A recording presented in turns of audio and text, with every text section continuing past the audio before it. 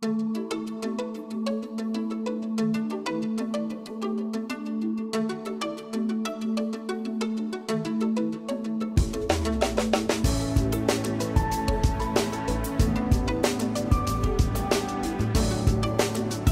of Northglenn, Channel 8, keeping you informed of events in your community.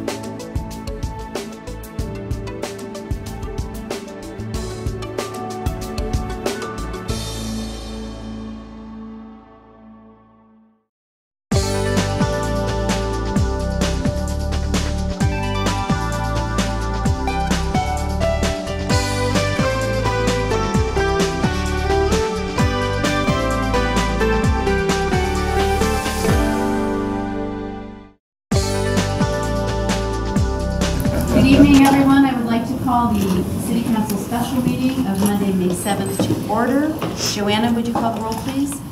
Mayor Dodge. Here. Mayor Pro Tem Escobar. Here. Councilmember Sowers. Here. Councilmember Leidy. Here. Councilmember Downing. Here. Councilmember Brown. Here. Councilmember Whitman. Here. Councilmember Duran-Mullica. Here. Councilmember Wilford. Here. Okay, and press allegiance, please.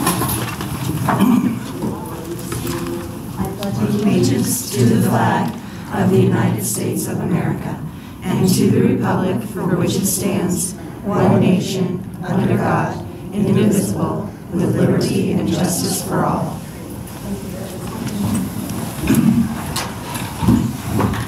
Is there any response to citizen inquiry tonight? Nothing tonight, Mayor. Okay, any agenda additions and deletions from council? Seeing none, we will move to public invited to be heard, limited to 5 minutes per speaker. Statements shall be related to city business and limited to matters of community interest. Is there anyone that would like to be heard this evening? They do, but just later, right? Especially Rosie, you know you're gonna. I'm loaded tonight. All right. Hearing nothing, we will move to the Legislative Policy Committee update. I just had one thing, nothing on specific legislation, but the committee just had a meeting tonight, and one of the things we were talking about was the wrap-up, the timing of Mr. Wilson's report. So I think we're targeting the second meeting in June for his final report on the legislative session. And then that will lead right into a development of the policy statement, which, again, in years past, the committee develops and then brings to the council for discussion and then ultimately adoption by resolution. And also we did have a brief discussion about maybe moving up the legislative dinner from October to maybe sometime in August, because there is an election this year and it may be hard to get attendance by legislators that close to the election. So more to come on that, but I defer to the committee if they have anything else to add.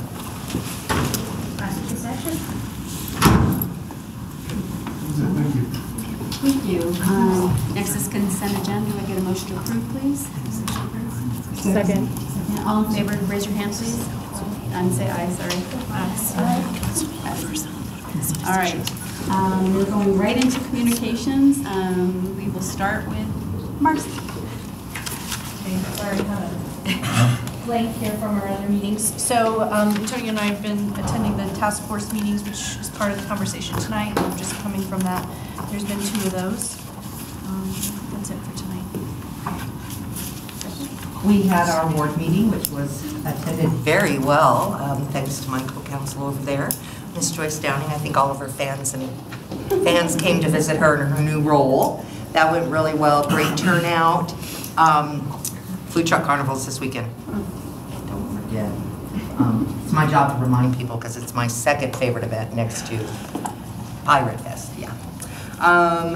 My 30th wedding anniversary is Monday. Please note that for gifts that can be received. 30, yeah, I know. Joyce had to listen to it Saturday.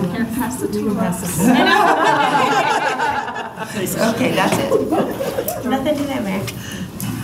I attended the Citizens Affairs Board meeting last Wednesday, so it was great to meet them and talk to them about what I'd like to see as an inclusivity committee or inclusivity, I guess, work being done. And I think they took my ideas and, are working on figuring out how they can include that in their 2018 work and what that might look like. So it was great to meet with the group, and that's all I have. Julie. Sorry. Thank you, Madam Mayor. So the only thing, well, two things really. One is happy birthday to Councilmember Mulliga. Her birthday was on May 5th on Saturday, so she gets the beautiful tulips. Anyway, and then I'm looking forward to Food Truck Carnival this weekend. So thank you to all the staff for all of your hard work in putting it together. Looks amazing. Joyce, way down there? Actually, I'll mention Rocky Flats. We were just notified, the Stewardship Council just the other day, that the downwinders and activists have filed a lawsuit against the Fish and Wildlife so that they're trying to stop the building of the visitor center and the trails over there at Rocky Flats. So more to come. We don't know exactly what's going to happen, but everything is in hold at this point. And other than that, we went to see Big Fish. And awesome. You know, every time I think that our NYT group cannot do anything any better, they're outstanding. So, you know, it was really good. Nice. Well, we had a pizza party for all those graduating seniors on Youth Commission, which was, they're wonderful human beings, and it was just sad to see them go. But at the same time, so exciting for them, because as you know, they're all going off on amazing adventures. I did go to the Food for Hope fundraiser.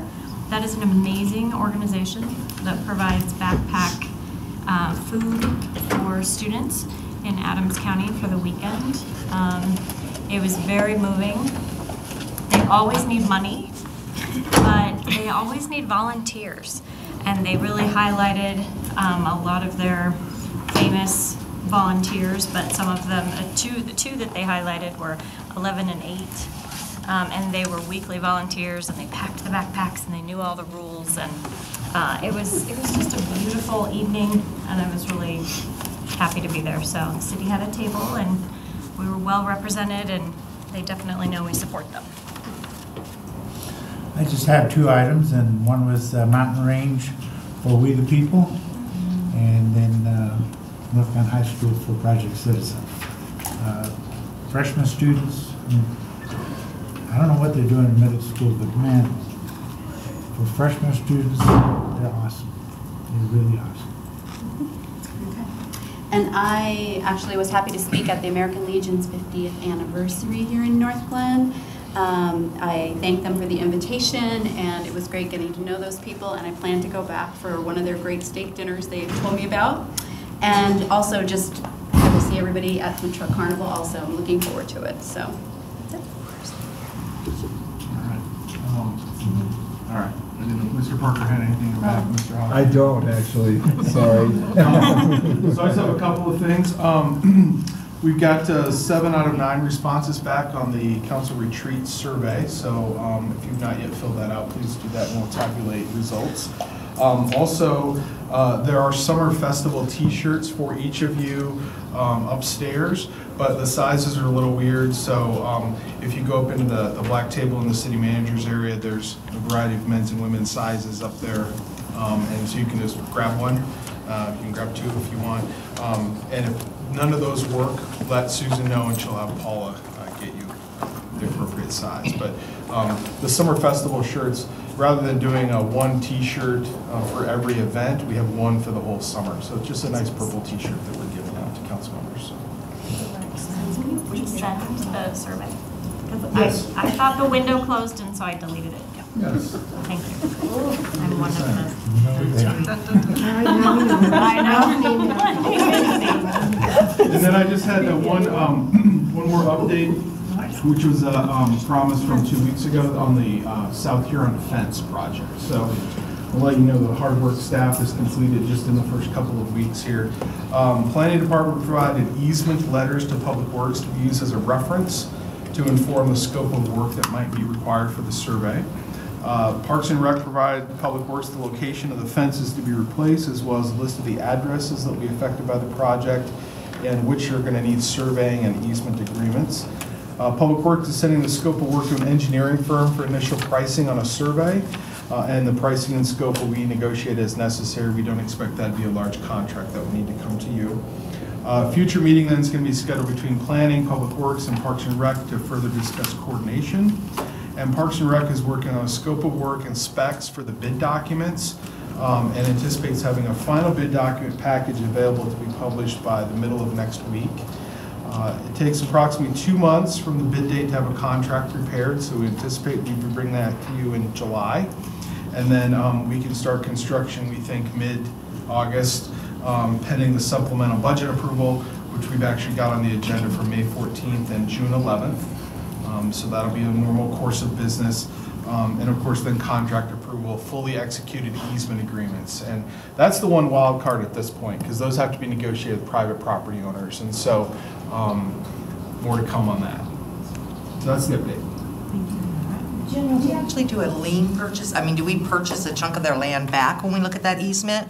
Or is that easement what we already have? Well, we own right-of-way in that location, but that'd be the purpose of the survey, is to identify, can we build the fencing within our existing right-of-way, or do we have to go and acquire additional easements from those property owners? Or they could actually be acquiring additional right-of-way. So the difference would be an easement would be our right to use, whereas the right-of-way would be fee simple ownership of new pieces of land.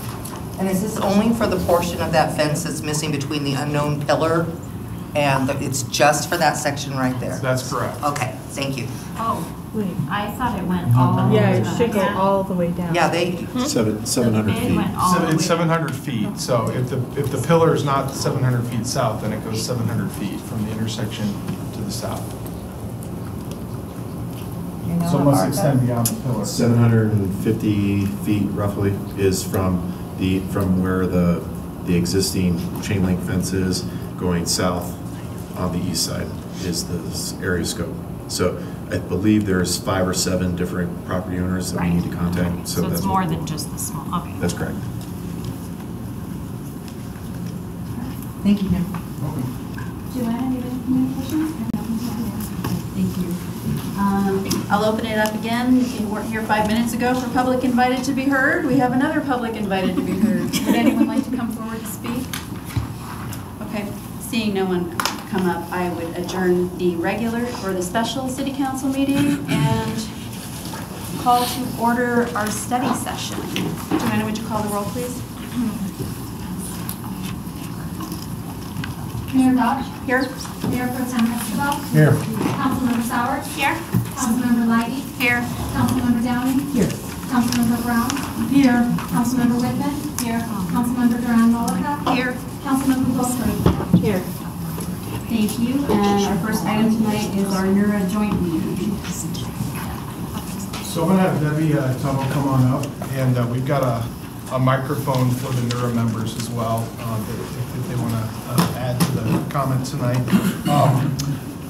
We thought we'd dispatch with maybe 15 minutes of clunkiness down here on the floor for your regular meeting, because the bulk of the night was going to be on the study session. So with that, I'll turn over to Debbie, and I think our intent is to walk through the memo and then really just have an open discussion with the NERA members. Well, good evening, City Council and Mayor. I also would like for the record to show that some of our board members are here, or commissioners. If you'd all stand up just for the audience, please. And walk in front of the camera. So if you do have any questions as you're going through this, please feel free to ask them. Also, Mr. Parker is the NERA attorney, so if you have any legal questions, he's the right man to talk to. So, Debbie, can you introduce from the end over? From the end over, excuse me. Thank you. Just in case, you know. Jerry Gavette, why don't you stand up? Jim Lynch, Pat McCune, Kathy Novak, Rosie Gardner, and Chris DeMay. Rosie, that's kind of like Elvis. It's kind of like Beyonce.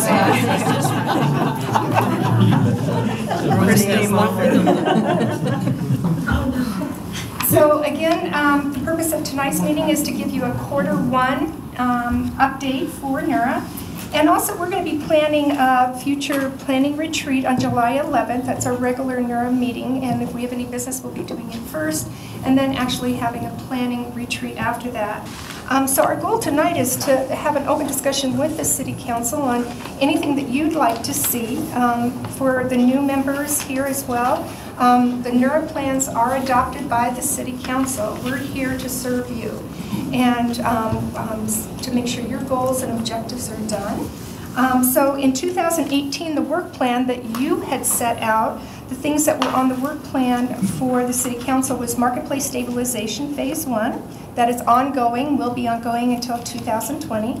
The Huron Center redevelopment, which is complete almost, and if you haven't been over there, please do because it looks amazing over there.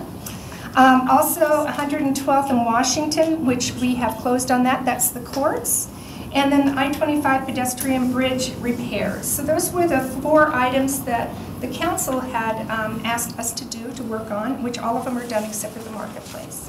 For 2019 goals that came out of your planning retreat, marketplace stabilization and revitalization, again, that will be going on until 2020. And then Civic Center, the private portion of the Civic Center is in the Northglenn urban renewal area. So we will be looking at, I know Mr. Hayes and I will be going to ICSC in a couple of weeks. We'll be actually presenting to different developers and users the potential of the private partnership piece. That doesn't include City Hall or the Rec Center, Senior Center, or Theater. It's just the private development area.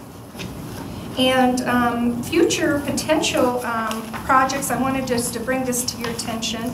You all have as attachments here, before we go into the update, you have our urban renewal map here.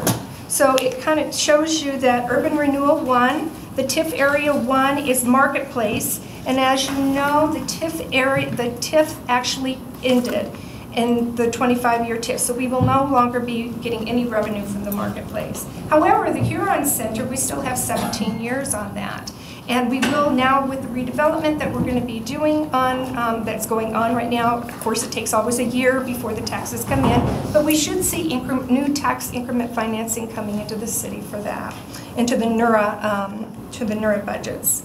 And then Webster Lake Promenade as we know it, and the Garland Center were both put in place in June of 2014. We didn't start the clocks on those, even though they were in the urban renewal plan area too, until development actually occurred. Because a lot of times what has happened in the past even is they've been in a URA, but development took years and years before it actually occurred. So we wanted to start the clocks so we could take advantage of the 25-year TIF for the whole thing instead of losing out on some of those.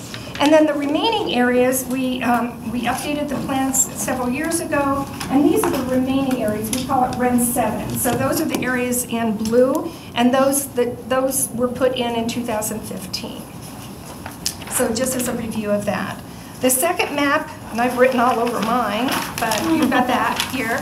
This is our commercial map. We use this actually with developers and end users that are coming to look at the city.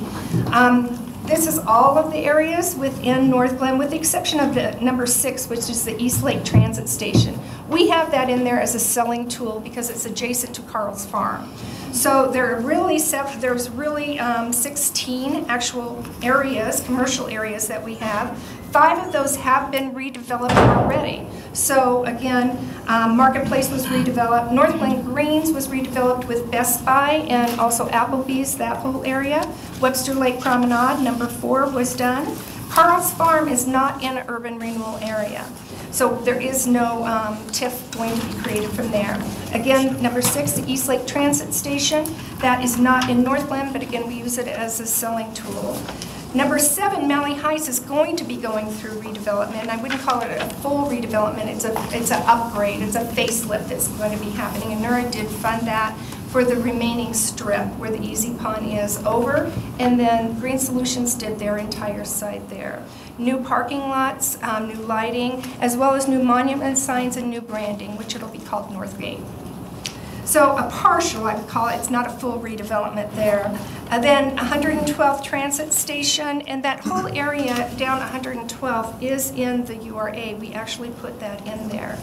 The industrial parks are not. So number 9, there's a couple parcels right on 112th that are in the URA because they were facing and they were right adjacent to 112. But the remaining of the industrial park is not in there, either one of them, Leroy Drive or Irma. Garland Center, we redeveloped that, of course, with the Walmart and the new Starbucks there. Huron Center, number 11, we have redeveloped that. Other areas that are in the URA that could be potential areas for redevelopment or facelifts and so forth is Hillcrest Center, Washington Square, Washington Center. And then Northglenn Pavilions, number 15, is not in a URA. And number 16, the industrial parks in Huron, on 115th and Huron, which are around the back, those are not, but all the properties on Huron, along Huron, are in there, including Office Plaza North and South.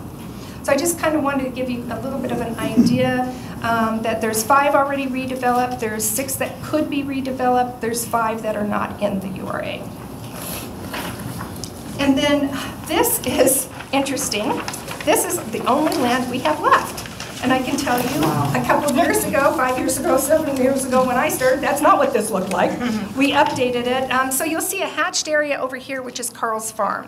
Because that is under contract, I felt like it's still there. It hasn't closed, but again, but these are the only other areas that we have land parcels. So it's going to be very difficult to do infill development on existing land. Any questions about the URA maps or? Yes. Is Huron Center staying Huron Center? Well, there's that question going back and forth.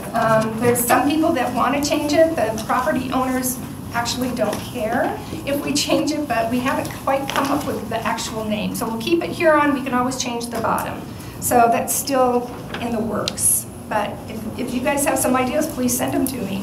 We've gone back and forth on this for 2.5 years, so for right now, it's Huron Center. They wanted to call it the Huron Promenade, and of course, we didn't want it the Promenade because the Promenade is what we know as Promenade. So then we kind of went back and forth on some different options there. We never come to a consensus, though. Well, it keeps us wondering. Yeah. I was up there again this weekend. I like to go by, because I'm on the other side. I like to go by every once in a while. It looks awesome. It looks really nice. That was my one. All the landscaping is going in now, and so it's going to look really nice. Yes?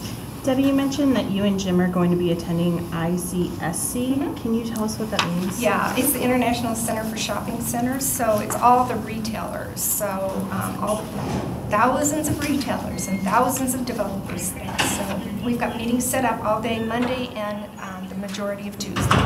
Great. I apologize for the acronym. No, it's okay. And then I'm just reading under the Huron Center that NERA approved funding of up to $75,000 for new signage.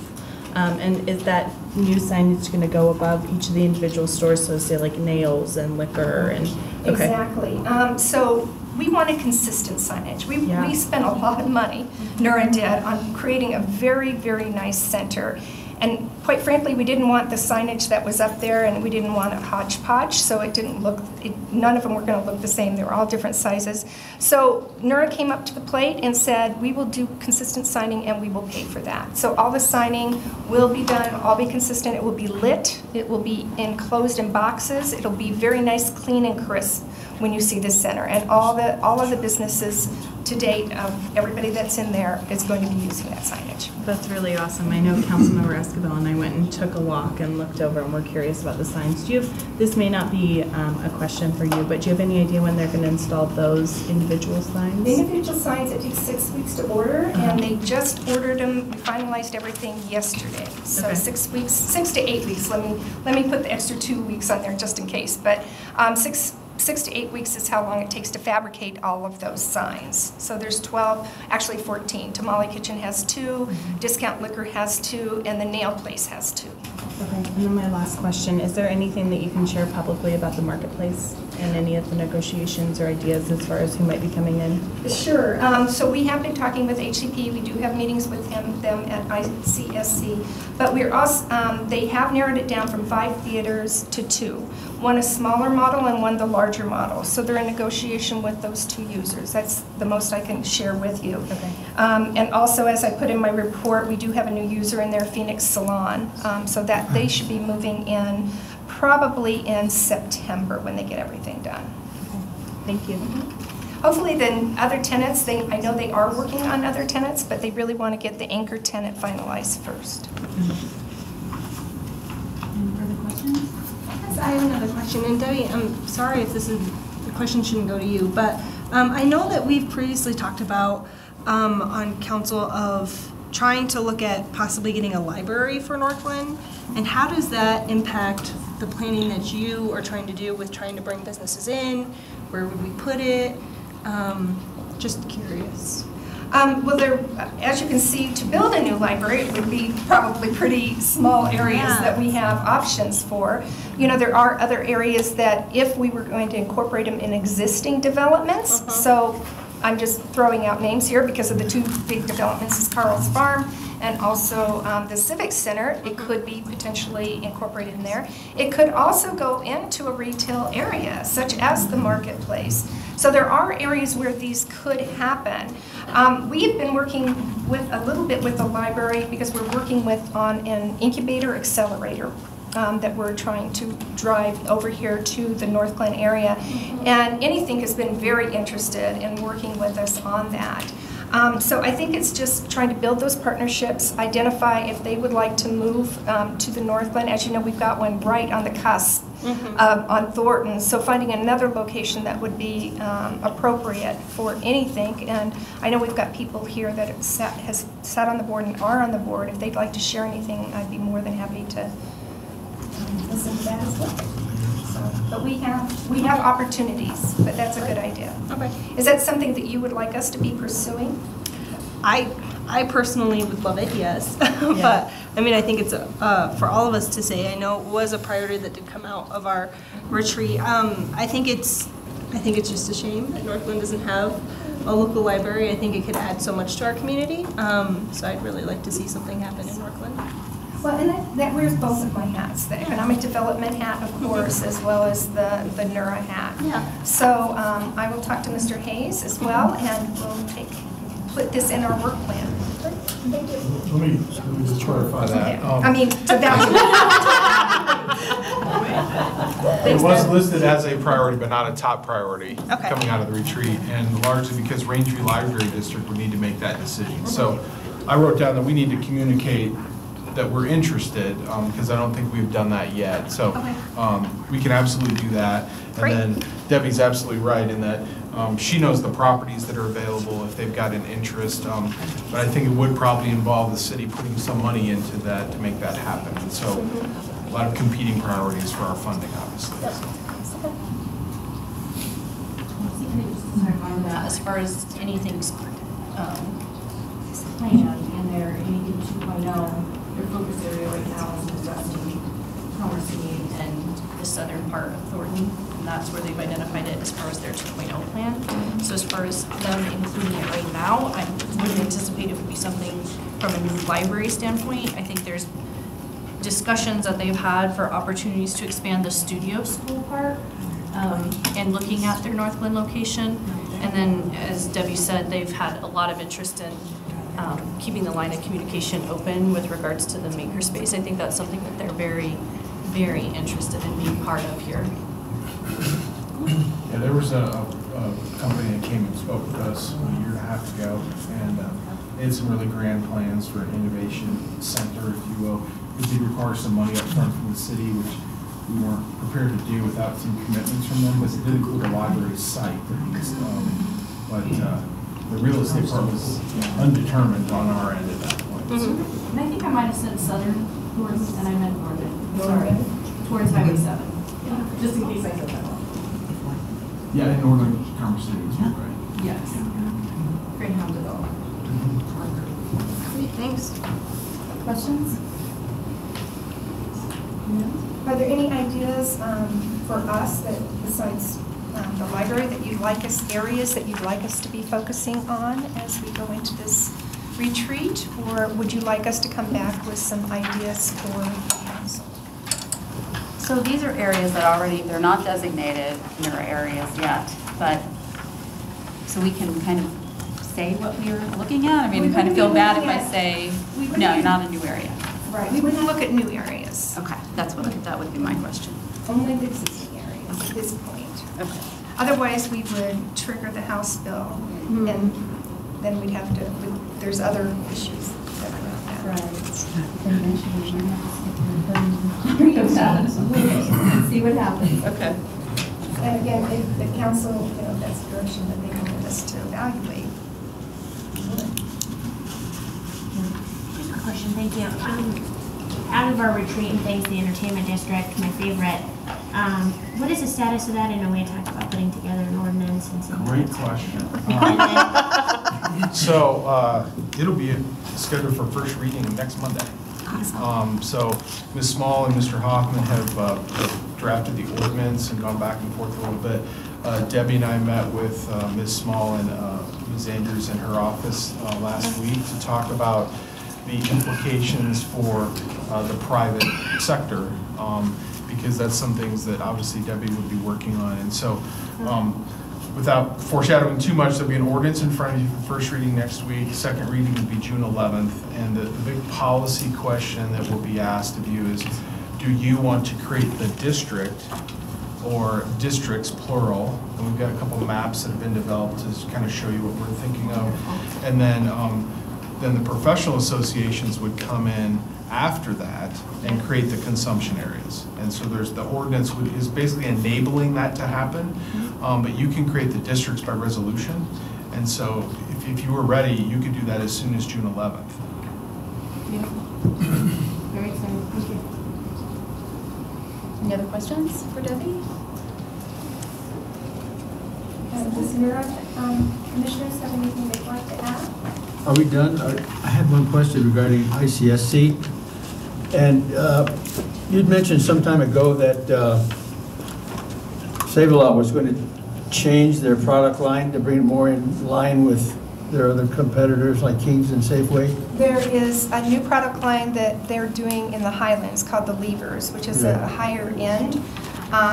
They're all owned by the same thing. Save-A-Lot, Levers family owns Save-A-Lot, and the Highlands are actually doing a more natural food area in Highlands only, the first one. However, I have reached out to them, and I actually have an appointment with them. They're not going to ICSC, so we've actually got an appointment in 2 weeks when I get back. When we get back So it's from not a ICSC. slam dunk that we would be part of that at this point, or what? That's our discussion, but I think they've gone so far with the Save-A-Lot piece. I don't know that we could change at this point, but that's what our discussion's going to be. They haven't even gotten their plans into the building department yet, so they're still quite a ways out. Also, I was reading in the Wall Street Journal that 7-Eleven has come up with a new model, which I'd really like to see for our 7-Eleven pit.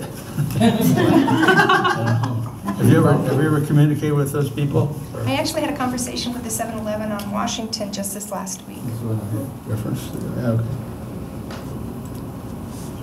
Rosie?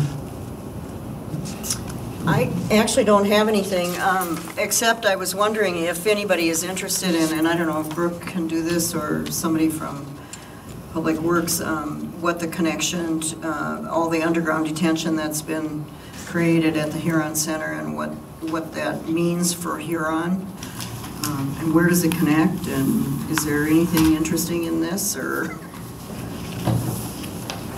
I'm not following your question. Well, I knew that there was a lot of drainage issues under Huron, correct? And maybe something about what this detention is doing to alleviate some of that, or any future plans for Huron, or... oh, okay. Because the urban renewal area does go a short distance down Huron, so... So the detention facilities that were built, and correct me if I'm misstating this, but those are basically to handle the damming issues and to try to alleviate things that were upstream to the west, because everything from basically federal is coming that way and going through the Huron site. And so it was going to take all the drainage on that property and try to alleviate some of the things that were to the west. This did not solve any problems east or under Huron Street itself. So there was a tie-in where we had to close the road several weeks ago, largely for those utilities and that stormwater to tie in, but this did not fund anything to the east of that location. And the only other question I have, Debbie, is perhaps you can just describe what our business is of the, at this time and what we're doing as far as grants and big grants and so forth, and because of our, financial situation and what we're capable of doing right now. Sure. We still do have money budgeted for NERA 1 and NERA 2, so we have money there. There's not as much TIF coming in. Of course, from Marketplace was a huge amount. And of course, no TIF is coming in on Huron Center right now. So there is small amounts coming in from Webster Lake Promenade. Well, I shouldn't say small amounts. There is amounts coming in from Webster Lake Promenade and the Walmart, which are pretty substantial. We do have grants to provide for exterior improvements, and we also have utility grants. They're matching grants. The exterior improvements are up to $12,500, and the utility upgrades usually are spent for grease interceptors for the restaurants, but they've been used for other things too, like water and sewer lines being expanded and so forth. Both of the Starbucks use those, for instance.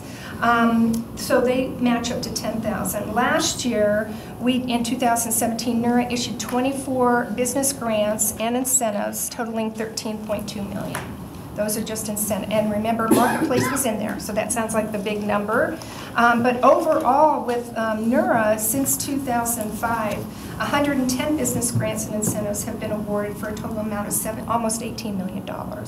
And total amount of reinvestment by project category, and it's going to be in a report that I'll be giving to you next week or at my ED report, but we've invested in property acquisition and land, infrastructure, business incentives, and consulting, a total of $41.4 million.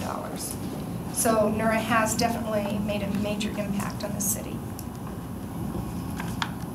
Debbie, I'd like to ask you, Westy is doing so much on the corner of Huron, like 116th down to 120th, that whole area where the new social services center is. So there's housing and there's industrial going in there.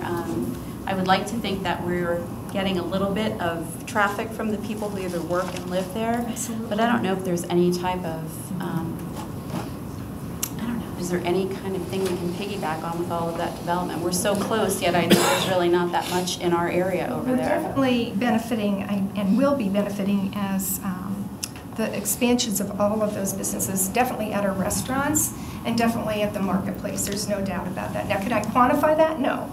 But I can tell you that I've talked to those businesses, and they have, they are eating and shopping in our area. So I think that's what we can be doing. We can be marketing. Of course, we have all the billboards. We've got 3 in Northglenn that we advertise Shop Northglenn all the time, as well as all of our businesses. We have the DAPS program, the Digital Advertising Billboard Program, where our small businesses can get 6 businesses each month actually can advertise on there, and that's right where they're at. So they're going to be coming off of I-25, if they're at 104th, where there's digital signage there, as well as at 120th, both at Boondocks and also on the Northglenn Marketplace sign. So I think it's around marketing, but if you have some ideas, I'd be very open to listening to that. I'll think about it, because I just drove through there the other day and I thought, oh my God, I haven't been through here before. It's crazy. And I think too, the businesses would benefit by going and doing some outreach on their own. I know a lot of the Webster Lake Promenade businesses actually come over to a lot of our Northglenn businesses, giving coupons out and so forth. So that might be something that they could do, initiate on their own. There's no close to me, that's really lacking. Unless they're going to shop at Save-A-Lot. But that's kind of far. I just don't see one right in that area for all the people that are going in. So anyway, thank you. Thank you. Are there any further questions? No? Okay. Thank you, Debbie. Thank you, NERA members. We will move to our next item, which is the 50th anniversary planning with Kim Rhimes.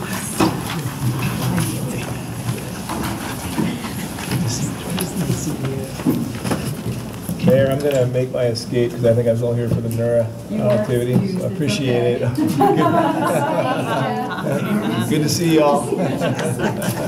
I shouldn't let you go. I had to go home and work on that report for the next 3 days.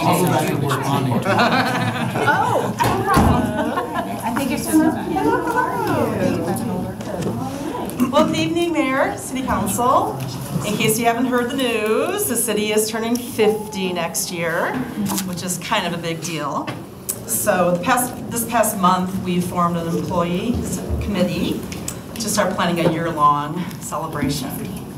So our intention is to involve the Historic Commission, the Northglenn Arts and Humanities Foundation, each of the city departments, local media, and other stakeholders, so they all have an opportunity to participate.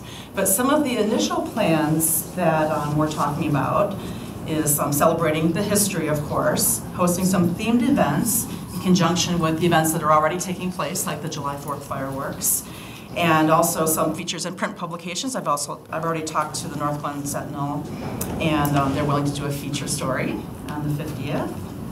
Some other ideas that we had was creating either a permanent or a temporary timeline showing our city's history, organizing a gala or other event so we can celebrate the official day of incorporation, which is April 19th, and also some themed summer events or movies in the park to celebrate each of the decades. So I just wanted to share some of the initial things that we're talking about and see if anybody had any feedback, some things that we should add for consideration. So I was wondering if we were going to do something, special, like we've done our food truck, our magic show, and everything. So the gala is what you feel would be our event for that? That's what I'm picturing. So the actual day is April 19th, which could be a little dicey with weather, but I'm picturing something fun, perhaps in the park, under tents with white lights. If we were to have, let's say, a piece of artwork dedicated, perhaps an iron pour where everybody gathers around and actually watches the sculpture being cast. That's one idea that we had. I just want to see the whole community be involved in it. I really want to wrap our arms around it and have a good time with it. Right. Any other feedback? I was just looking, so April 19th is a Friday, and I'm kind of piggybacking on your idea as far as to have a community-wide event. Would we need to be outside, maybe? That's what I'm thinking. Okay. Thinking across the street in the park. That could be unpredictable for sure. Unpredictable, right. That's why I'm thinking a lot of tents. Thank you, Mayor. I kind of like that, when I was reading this, how high school reunions do theirs. They'll do a week-long or weekend type of activity, like they kind of do for some of our events where we have the adults only on a Friday night. A Grit Fest. Yeah. And then we do our big family event on a Saturday, and then we do barbecue on a Sunday. I just kind of like that for all ages approach, and I do it piggybacks on. Yeah, with Friday, something on Saturday for families. To make sure we incorporate all of the ages and we're not just caring towards. But again, with the weather, and I take that into consideration too, I don't necessarily know how predictable. We're putting together a full plan, which we'll have available by the fall. Okay. It's exciting. The budget together during the budgeting process. But there's so many different things we can do. Yeah. I had the opportunity to be involved in the 40th anniversary 10 years ago of my last organization. And we collected old black and white photos from over the decades and created a calendar. There's an idea of having an ice cream social, building a 50-foot ice cream sundae down Community Center Drive during the 4th of July, or doing a huge birthday cake. So there's lots of different ways we can go. I'm thinking both formal and informal. And we have all these wonderful events already. The movies in the park, so we could do a different movie for every decade. Well, and I think it'd be really great if we had a really strong video that kind of just recap the history of Northglenn for people who are new here. I mean, I love seeing the old photos that we have up here, but it'd be great to kind of hear like personal stories that people have had of like living in Northglenn at that time, or I mean, it was a long time ago that Northglenn got started, so it'd be really cool to see a great video portray that. Yes, absolutely. And some of you may have seen my social media post where I announced that the 50th is next year and asked for nostalgic input, and I received a lot of really great responses as far as movies being $1 and high school memories, and so I think you had suggested hashtag Northglenn Proud, and I think it would be fun to get a lot of contribution. Another idea is creating a giant 50 that kind of goes around as a pop-up event, and people take pictures with Polaroids, post them, and then we have all these faces of Northglenn by the end of the year of celebrations. Is there a way to do like even some of like a temporary museum type thing to see like, so like we have an original homeowner a block up from us, and he showed us his original documents of when he bought the house, what he bought it for, all the layouts that Promac had at the time. It was just kind of cool to like just see it and touch it. I mean, it would be kind of cool if we had like a temporary museum of like what people have collected in their Northglenn. Maybe we can put a call out on social media and start collecting things. Yeah. I think that would be really cool too, especially like with the Historic Preservation Commission, almost having these like pop-up museums or something that's like, bring us your Northglenn history so that we can celebrate it collectively. It might be a good way to gather stuff that we're missing and filling in some of those gaps.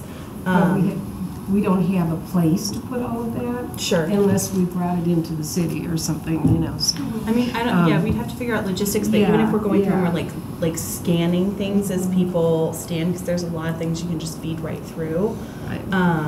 But yeah, I was gonna say I really love the idea of having the 50th celebration be a kind of a year-round celebration, because it really should be. It's a big deal, and there's a whole lot to be proud of with our little city. One thing that Councilmember Mullica regularly brings up is sort of art walks, sculpture walks, and I love the idea. One thing that I regularly hear at our Historic Preservation Commission is, you know, walking around and seeing some of the mid-modern architecture. And almost doing like a Northglenn walk or something once we get to the summertime, and maybe scheduling a couple of those, because we've got a lot of really neat things, neat places. That's a really good idea, Northglenn Through My Eyes or something like that. That would be really cool. And we're going to be having a modernism tour September, anyway, August I think it is. It's August. Yeah. So that's something that we could probably incorporate. And I think I mentioned that. Also, we do have a lot of the brochures, you know, from the original model homes and things right here in the city. I think Joanna's has them. I gave them to Jim about a year ago. They're on my shelf. I showed them to Kim. There you go. So we have a lot of that type of information already. So if Jim loses it, then we'll get it.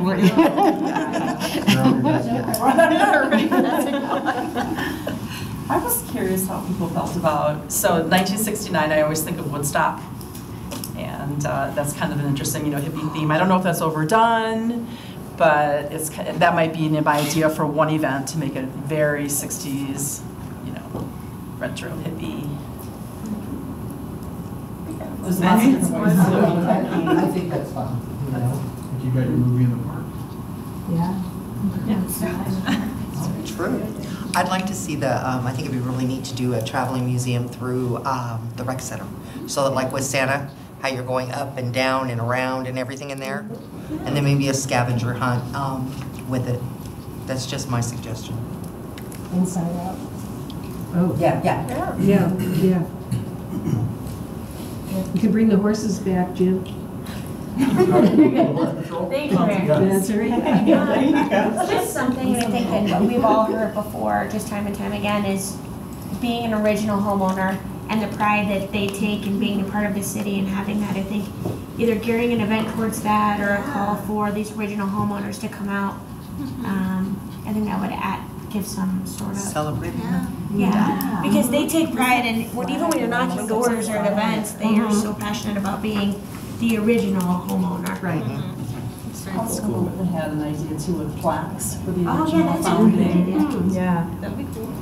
You can find flags them or all. something just to distinguish. Yeah. There's so much pride Lots there. of ideas to recognize the original founding residents. So I love that you're reaching out to them on social media to get that original founding and just ideas from the residents, but I would entertain you to go to a senior organization meeting also, because there's tons of them there and they have great stories and they're all in one room. So I think it'll be some great information for you. Kim, around the pie bake-off or the chili bake-off, because those two things are The biggest great. event, yes. One last thing, Kim, you had come up with an idea, and I don't know if you want to share it at all, but you had shared it with me around street signs. Street signs, yes. So some of you may have seen the post that I innocently on week 2 touring the M&O building and took a cool picture of the signs, the street signs being cranked out. And I got right away 39, 49 likes, which was cool. And then I had somebody suggest that we sell them. And then a barrage of emails, maybe 15 more posts of people that wanted their street sign, which we thought might be a logistical challenge. So one of the original posters I met at Pizza with Mayor, and she has volunteered to actually, if we need a volunteer, to take on that project. Wow. So we're still kind of working it out with Public Works. But if it at all is possible, we were thinking of actually possibly offering. We still have to figure out if we can do it. Some of the challenges are that they're double-sided and they're bolted and they're a little bit difficult to remove, I found out. And they get damaged a bit, so now we have to be really careful in removing them. And then there's the issue of many people want the same sign, how to take care of that. New tips on which one? Exactly. I'm like, 109th. 109th. Right in the corner, so I have a sign facing my house. That's the picture I put on Facebook, by the way. 109th and Elizabeth is what Well, there's plenty of 109th, at every corner, so I have tips on one of them. The idea might be to auction them off or to, for a very small fee as a fundraiser for a foundation. So we're still looking into that, but it's a fun idea for sure. So we evaluated this last fall, and in talking with Mr. Weber and some of the people in Public Works, it is incredibly labor intensive. Hundreds and hundreds of hours of staff time. I personally don't think it's going to be very feasible. We have reached out to other communities, and sorry to burst your bubble here tonight, we didn't have a chance to talk more about this, but we have reached out to other communities, and a lot of other communities have gone through a rebranding, have considered this idea and then not pursued it. And the rationale behind it is some of the things that we had Public Works look into. There are 6 bolts with each of these signs. We're basically taking the entire signs out and replacing the entire U-channels with these signs. And so we are not actually disassembling the green signs from the post, we're just taking the whole thing out. We're taking the top off. And so that was kind of a resource allocation thing. It would really, we've only got so many people in Public Works, and they've got other things they need to do as well, filling potholes, repairing streets, crack sealing, et cetera. The feedback we got from other communities was that not just the labor intensity part of it, but the need for, if there's only one sign and 10 people want it, you get into a bidding situation, you get on eBay, how do you manage that? And also, people tend to display them outside their home. And so it creates confusion for emergency personnel if you have a sign that is outside of someone's home, and sometimes people not just put it on the side of their home, but actually put a pole in their front yard with a street sign on it, which is totally not the street. It might be the name of their children or something and not the street they live on. And so I'm committed to look at it further with Mr. Weber and Kim. She's true, we haven't had a chance to sit down and talk about it, but I want to be frank and honest, it's pretty unlikely we're going to be able to do that. Jim, could we look at maybe using CPAN? Because I was talking to Joe, and he thought that I'd like for you to meet with him and see if we can do it, if maybe CPAN can help, and then take over some of those responsibilities and some of the logistics. So I'll have him call you. Does that work? Yeah. Okay. Absolutely. And then if you could sit down and talk to him, he and Jim have been working through some stuff. So if you could sit down and talk to Joe, I would appreciate it.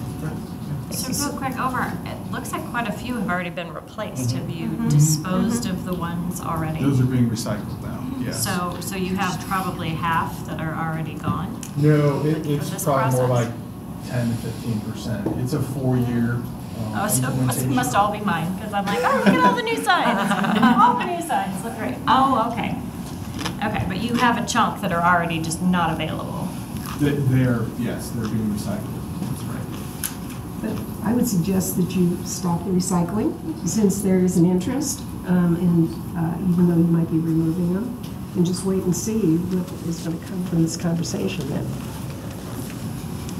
Okay. I mean, seriously, I mean, if you've already, how many have been recycled? 10 to 15% probably.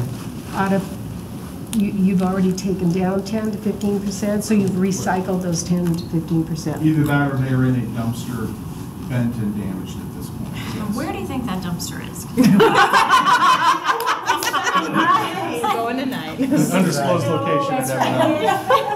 So I would suggest that, you know, take them down if you want to, you know, but not recycle them yet until you figure out what you want to do here. My recommendation is we do recycle it. So if there's direction from the council tonight to do otherwise, then I'll follow up with Mr. Weber, but we really don't have a lot of resources in our street crew to manage such a program on. I'm just being honest and direct with you.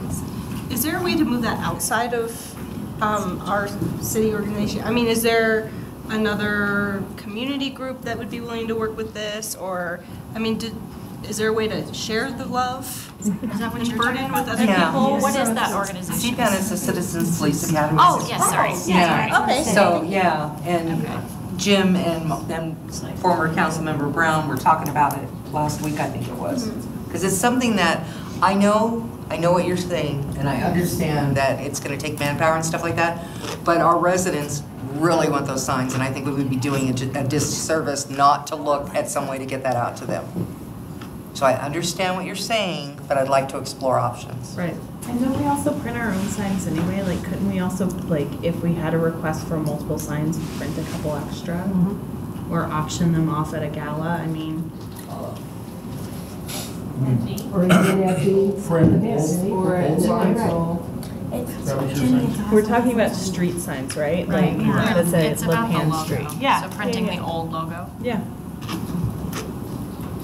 That might not be representative. It's all about resources and competing priorities. I mean, we have a certain level of service we're trying to provide by our Public Works Department, so I can definitely check with Mr. Weber and see if there's alternatives, but something may have to give. So we might do some, you know, there might be certain streets that don't get crack sealed, or potholes might fall behind. I mean, it's a balance. It's the same people doing that work. Yeah, but if we had an organization come in, a volunteer organization, I'm just going to throw it out again, those guys would take the signs off like they normally do. Somehow will come up in my little brain here, somehow will come up a way to preserve them, and then that other group would take them over. So it wouldn't be slowing them down. I wouldn't think so unless I'm oversimplifying the process. We're not asking them to, I mean, if we give this out to just say an organization and they want to sell them, they want to do that whole thing, right? So it goes to, say, CASA or the historical, or CPAN. That shouldn't take much more of staff's time than it already is. Well, right now it's 0, and so they would have to manage that. Well, when you start removing the signs again, though, it's not 0. No, I'm saying managing the volunteers and managing that effort and getting it out to the community, and that takes staff time, for sure. Let us, you know, we can table it, but I'd really like to talk about it because I think that we may even have enough volunteers within a couple organizations that if we did like a chair, we could do it. I'm telling you. I think it's just a matter of where could you put them right now, and now that you're taking them down, there's got to be room in one of those old barns over at M&O just to save them until we figure out how we're going to move forward. But I wouldn't want to take Public Works time No. at all. So, but I think, yeah, volunteer effort could happen. I'll have Mr. Weber update his memo from last fall and see how many hours it would take, and who would manage it. I mean, Public Works isn't, I mean, they're not used to managing volunteers, so it'd have to be probably Jenny Murphy or somebody like that. So. I think there's a new dynamic, and I'm kind of on your side. I think the question is, they're just taking down the sign that they're already taking down, and then if CPAN wants to step up and they want to do that, and we say okay, then CPAN's got to figure it out. Like, they're the ones on the hook to figuring out how they're going to distribute the sign and who's going to auction it, who's going to win it, and I think they figure it out. Yeah, so I agree. you're done with removing the sign, And then your job as far as the city and staff is, and it's now on CPAN. If that's where this is going. I think that's what they're saying. That's what, yeah, that's where I'm going, you know?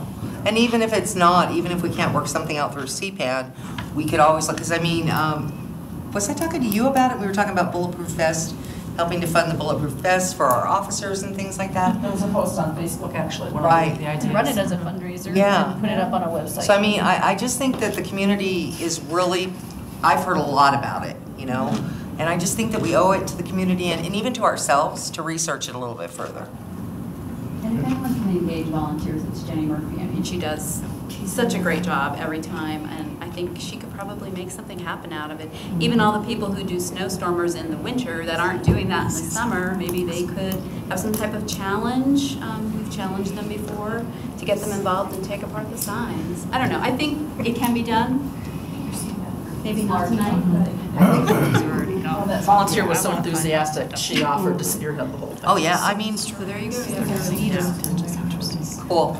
Hey, Joe Brown. All right. Got a job for you. So what I'm hearing is that we're going to not recycle anymore, Yes, that's correct. and we're going to ask them to be careful when they take them down, because I heard you say something about, like, ripping them down is damaging them. Does it take extra time to take them down carefully? Yes, but I mean, some of them are already so damaged anyway. Yeah. I mean, they're faded, bent, Yeah, et cetera, yeah. which I guess that's their. Vintage. Kind of the point of vintage. The charm. Yeah, I mean, I'll talk to Rob and you know, see what we can do in terms of, number one, not recycling them any further, and then we got a place to store them. There's probably a large population that doesn't want that. I'm There's some guessing. that don't care. Yeah, I'm guessing that everybody wants. So is that Yeah. the original homeowner? But the second one's in? You'd be surprised how many signs are in people's homes already. Yeah. I was going to say, so put a call out to teenagers, and they will get them in the middle of the night. Fine. Be cheap. Okay, don't worry about it. Any more feedback about 50th? Oh, yeah, is that what we're talking about? Plan our next party, I would just close with, so Like, the thing Kim and I have been talking about, we know that the plan won't be fully flushed out by budget season necessarily, because we're going to be presenting a budget the first week of August, but we'll at least have a placeholder budget package request that we'll be discussing, and so we'll have at least a dollar amount to work from, and we'll build a program around that as we get into the fall. So. Kim, I just want to add, you are doing an excellent job. This is great what you're doing with the 50th and with all the other things that you've got on your plate. You've got a lot going on, so you're going to be busy. Love the first video. It was awesome. Yeah, the mayor looked beautiful. It was just like a professional production. It was great. I really did like it. Wait till wastewater treatment plant, that's all I've got to say. Thank you. Thank you. All right, thanks. All right, the moment you've been waiting for, Unified Development Ordinance. Woo! I was Come trying on to up. send them out the door when they were trying to. That's what I was laughing at. So I'm going home. 2 seconds. I figured we'll start here with the discussion on the public participation portion of the UDO. Good evening, Mayor and members of City Council. As we do continue to move forward with the UDO, we wanted to bring forward a discussion with you guys on public outreach with regards to this specific project, because it is very important that we get word out that, you know, that we're working on this project, number one, and that we're able to get feedback from residents as well. Tonight, after this discussion, we'll be having a discussion on part 3 of the Unified Development Ordinance. It's going to be a presentation that Clarion will give this evening. But the next phase is actually combining all 3 parts together in what we're calling one consolidated draft. So we'll actually have the draft document, and at that point, that's kind of when we've targeted beginning the public engagement portion of this project. We do anticipate beginning public engagement and going pretty strong starting here this summer and then continuing in through the fall. What we have planned right now are a number of different public engagement activities. As you can recall, there was a budget amendment done not too long ago where we added 2 public open houses to talk about the Unified Development Ordinance. We already had budgeted 2 topic-specific meetings, so those 2 topic-specific meetings will address, kind of some hot-button topics that the Unified Development Ordinance will cover. That may range from accessory dwelling units, grandmother suites, those types of things, to many other types of discussions that we can have, accessory structures, fences, those types of things that might people would want to know kind of what's changing, if anything, and how that will impact them as property owners in the community. We also have added the possibility to have individual ward meetings with your districts, your constituents. So as, if you do choose to have ward meetings here in the fall, please let us know and give us the date so we can kind of coordinate with Clarion's schedule so we can make sure that they're there. Because the intent is to bring Clarion in to kind of give an overview of the UDO and how it affects those neighborhoods.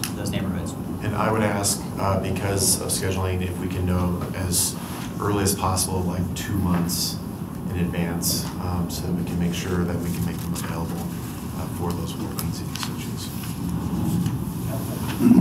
One of the other additional means of public outreach that we have planned for this project is the project website. That's up and running right now, so we've been putting the individual kind of public drafts for each of the 3 parts. As those become ready, we put those on that website. But we'll be doing a little bit more with that website, so we'll be getting that out there. You did see the video, the public video that we have done. We're gonna start kicking that video off here very shortly. That's, again, just kind of an introduction to this topic. We'll get into a little more specifics relating to these kind of public meetings that we're going to host, dates, those types of things at a later point. Yeah, go for it. Yeah. About the website, can we, is there any way that you could give us information about how many hits you're getting on your site? Sure, I can look and into just that. like I guess, how it's being used? Sure, we can look into that. Here's what my suspicion at this point is it's probably not being heavily used right now because we really haven't pushed it out much, but we'll get that information for you so you can have that. Well, it'd just be also good to see that, increased use of the site after these public outreach to make sure that we're being effective. Absolutely, sure. We do also intend to use the city's, other social media sources, Facebook, those types of things to get information out there as well. We'll also use print media such as The Connection that all residents and all businesses within the community do receive.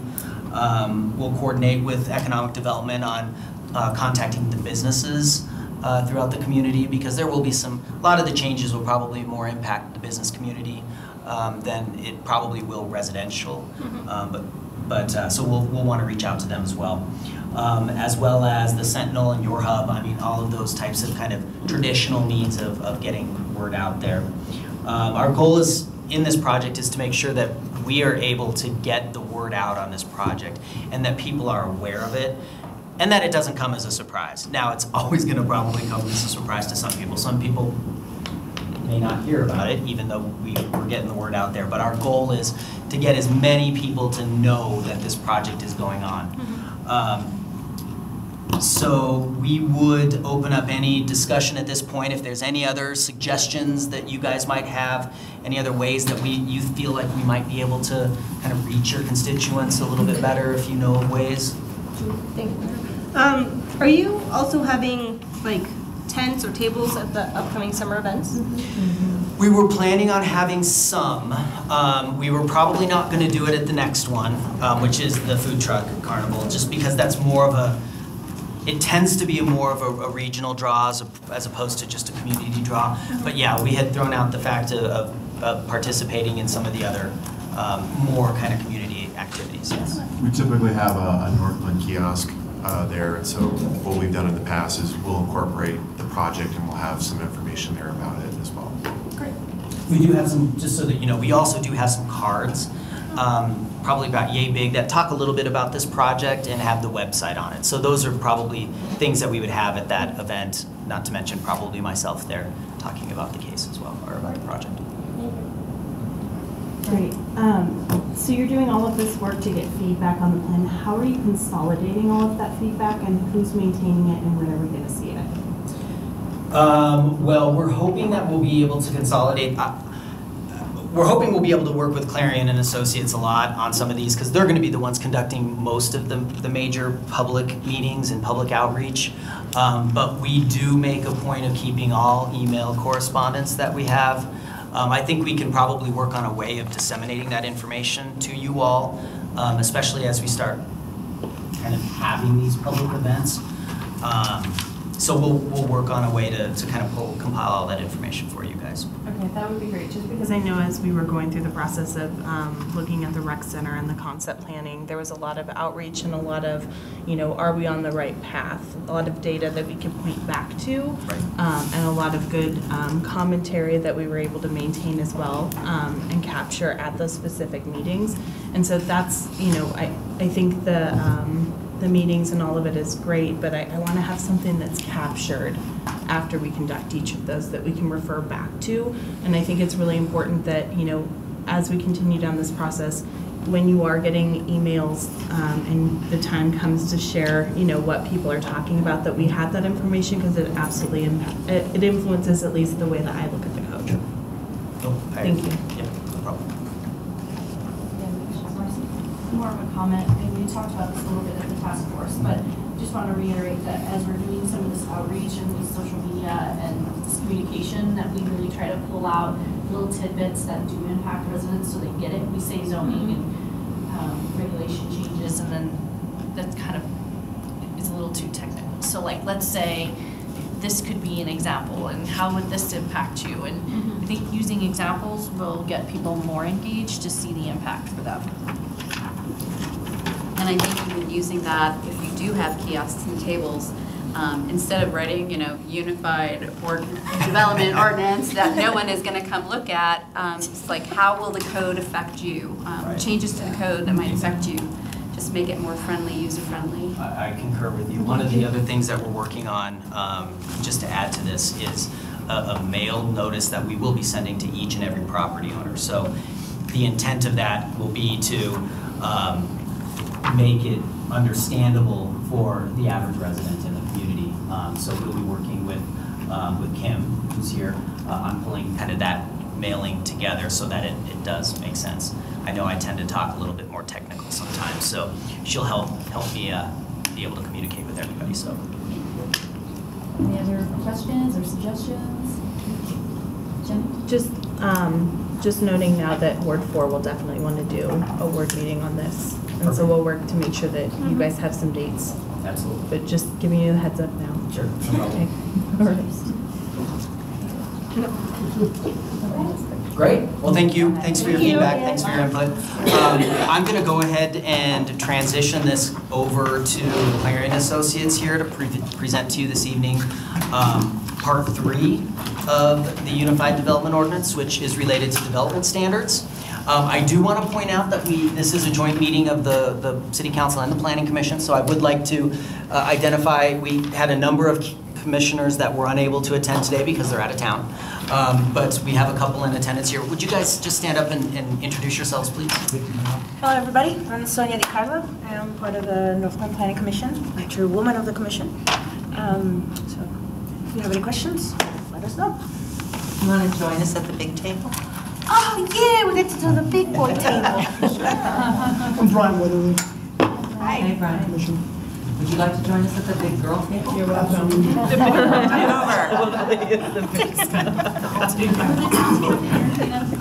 Before we start? Yeah. That sounds great. 5 minutes.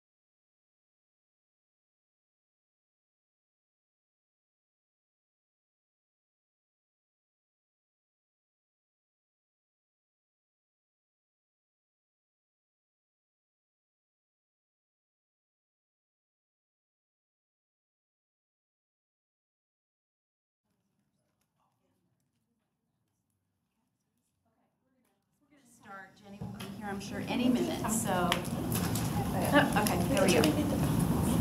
Hi. Good evening. Good evening. Jump right The in. floor is yours, yes, please. Mayor, council members, good to see you all again. Thank you all for the opportunity. Again, my name is Matt Goebel from Clarion Associates, TAR 5. So we are, I'll tell you right up front, we're actually going to be back here in a couple of weeks on the 21st. And so we have a couple of opportunities to talk about these issues. Our goal tonight is to get through it quickly, to get you an efficient overview of the material. We want to be thorough, but we also want to be efficient with your time. We're going to introduce all this stuff to you, and we would like you all to be thinking about the things you've got questions about or that you would like to talk about in more detail. And what we'd like to do is use your questions to structure the conversation we have on the 21st in more detail. So the goal is really not to get into the super weeds tonight, but to have those more detailed conversations on the 21st. That being said, we're happy to answer questions that are here tonight, so please let us know. We're going to go through several slides. We're going to stop periodically to see if you have questions, but just know that you've got that other opportunity on the 21st. So I'm going to kick this off, and I'm just going to remind you very, very quickly about the overall scope of the project. Just, it's always important. You've got a lot of stuff on your plate. It's important to remind you about the overall scope. We summarized how the code should be improved through a report, the assessment report, the analysis, and the annotated outline of the new code. Now we're in the drafting process. Don't forget that there also is going to be a draft zoning map that's going to be updated to help complement the new zoning ordinance. And you'll be hearing more about that later from the staff. That's going to be coming out during the summer, but it's going to help implement a lot of the new districts that you talked about at the last meetings. The goal is to have the final UDO in place by the end of the year and adopted.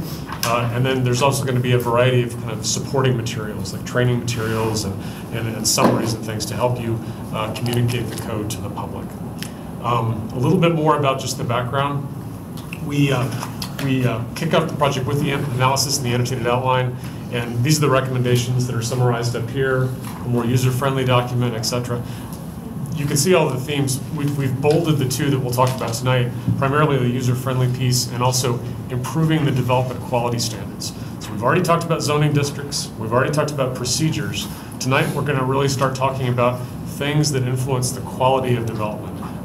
Number of parking spaces, or how sensitive areas are protected, things like that. So it's the more, to a lot of people, it's the more interesting part of the code, because it's where communities really differ, and communities are very different in the level to which they regulate development quality.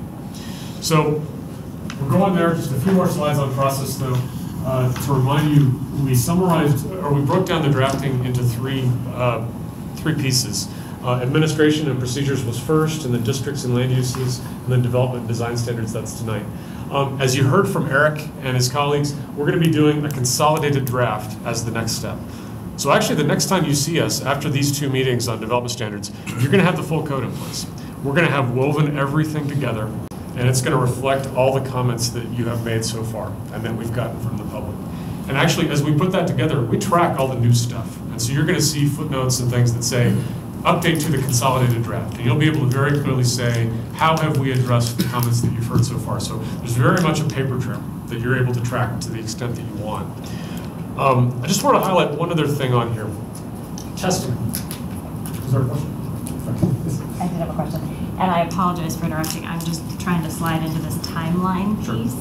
After you were here last, I thought a lot about the tons of information. And I was wondering, because I'm new, are you working off of like a mission or a vision that the previous council has created, or like a? I would say that our mission statement is really, it's really summarized in that analysis report that I mentioned. And we put that together with the input from a lot of different stakeholders, including the council, but also including the public, including neighborhood representatives, including the task force that we have. This is the closest thing we have to a mission statement in terms of fleshing out the ideas. When the city put out the RFP for the project, they basically said, our code is outdated, it hasn't been looked at in 30 plus years, we don't have good tools to implement our plans, so we would like a team to come in and help us figure out how to address those issues. This was our take at saying, this is how we're going to do it. This is specifically how we'll help you implement your plans. This is specifically how we'll help you update your code. So all that together is kind of the mission. Okay. Does that make sense? Well, some of the details I think I was spinning on over the last month or so, just thinking through, Like, what is the purpose? Like, updating codes makes a ton of sense. What is the overall purpose of a code? So I've just been kind of thinking through, like, you know, we want a neighborhood that's beautiful and sustainable and safe, and sometimes the ideas can be competing, right? If we want flexibility for our homeowners, but sometimes that flexibility changes the quality. Like, if we give them too much choice, then we could end up with a neighborhood that's not appealing. And so that's where I just kept going, well, how do we balance that? And is there some, like, standard that we keep going back to? So if we look at, I don't, so I was just asking in that process if there was that kind of. I would say, well, that's a really healthy response to the project, because there is a healthy tension behind everything that we do. And whenever you're talking about regulating land use and regulating private property, as an official, you always need to be stepping back and saying, is this an appropriate use of the government power? Is this something we should be doing? And so we keep that in mind for everything that we do. And helping you understand what the spectrum of possible approaches is, and then finding the right spot on that spectrum is our job. And so what we've tried to do through this is to help you identify those different issues, to give you best practices from other places to help you land on the spectrum in the right spot. As you listen to the presentation tonight, you're going to hear kind of points on that spectrum for several different issues: building design and landscaping and parking. And so that little spectrum idea applies to each little part of the code. And so we're always thinking about what's the appropriate sweet spot. Northglenn's sweet spot is going to be different than Thornton's, from Denver's, from Santa Fe's, from Aspen's. So that's the big philosophy behind everything. But yeah, that balancing act is important for everything we do. And I'd just like to add that to that point is a couple of things. Is that the original code was set up for greenfield, which means growing and emerging cities. We are an infill community, and so one of the underlying tenets of this is how do we create a code that really operates with infill and with redevelopment opportunities. And of course, as what you heard tonight with the URA update, as well as what Matt was just touching on, is that we got to try to find a balance between community character and preserving the capacity to do something that is coming to us and having a way to react to it that manages that quality that you're talking about. Well, I've just been struggling with personal preference versus choice, right? I have a personal preference for some of these things. I think we all have a personal preference, but then we also have residents that are speaking to us about their needs. And so that's why I was thinking I'd like to be able to anchor to and put my personal preference over here and say, no, but the city is dedicated to X, Y, and Z. So if we're dedicated to X, Y, and Z, then my personal preference isn't going to get in the way. Does that make sense? Yeah, it does, but it's a hard conversation to have in the abstract. And I think as we put some specific topics on the table tonight, we can kind of maybe come back to that idea of a spectrum and talk about kind of where we've landed and why we've landed there. And then you all can think, do we agree? Is that the right spot for Northglenn? I just want to highlight one other thing on this slide, which is in the blue box, which is testing. We haven't talked a lot about that, but it's this idea that we're going to pick out some hypothetical examples of different development scenarios. Maybe it's a small mixed-use building, or maybe it's a multifamily building. And we're going to walk through just some simple little examples for you when the code comes back to say, this is how this project would be different under the new code. That's gonna help you communicate what's going on here. Y'all talked earlier about how do I simplify this UDO thing for the public. The testing scenarios should hopefully be really simple and clear illustrations of how all this stuff boils down to some very kind of familiar stuff. So we're thinking about that too. We're thinking about how to boil this stuff down. Testing is one thing that we're going to use to get there. That is my last process slide. You heard about public engagement and the steps that are underway for that portion of the project from Eric. We're now going to get into the substance, but any other questions just on the scope of the project before I move on? Okay. So the balance of this presentation is going to be Tarek and myself kind of walking you through the high points of part 3. And again, be thinking about things you'd like to cover in more detail on the next meeting, because we're going to try to go quickly through this. You can see the code organization summarized up here. So you've already seen most of the code. Tonight, we're going to be talking about Articles 4 and 5. And then we've also updated the definitions as part of this material as well. But at this point, you have now seen first drafts of all the code, which is great, covering 4, 5, and 7. This is the bulk of what we'll talk about is Article 4. And this is again, it's the quality standards that affect new development. The way that Tarek and I have organized this, we kind of like to say it's from the ground up. So we start, first of all, with sensitive area protection. So when you're thinking about developing a site, first of all, what's there that you really just don't want to disturb? It's part of the environment. Maybe it's native vegetation, or maybe it's a steep slope if you're up in the mountains, or maybe it's a sensitive riparian area. First of all, when you're thinking about a development project, what do you want to avoid? Sensitive areas is an important one. That's why that's right up front in the article. Then we move into something related to that, flood losses. How do you protect against flood hazards? Just how do you design a stormwater system for this site?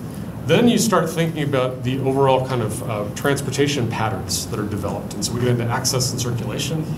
Then we start to think about where different uses on the site are laid out, like off-street parking and landscaping, where those features go. Then in 4.8, we start to go vertical with site and building design standards. So what are the building materials and how's the building designed? And then we start with the final sections to get into the accessory things that are added to a site, like lighting or signage. So if you're thinking to yourself, how did they put this together? How is this organized? That's a real simple way to think about it. It's from the ground up. And so what we're going to do now is walk you through each one of those and just remind you why it's important to cover in a zoning code, and then also what we've done. A few just overall points.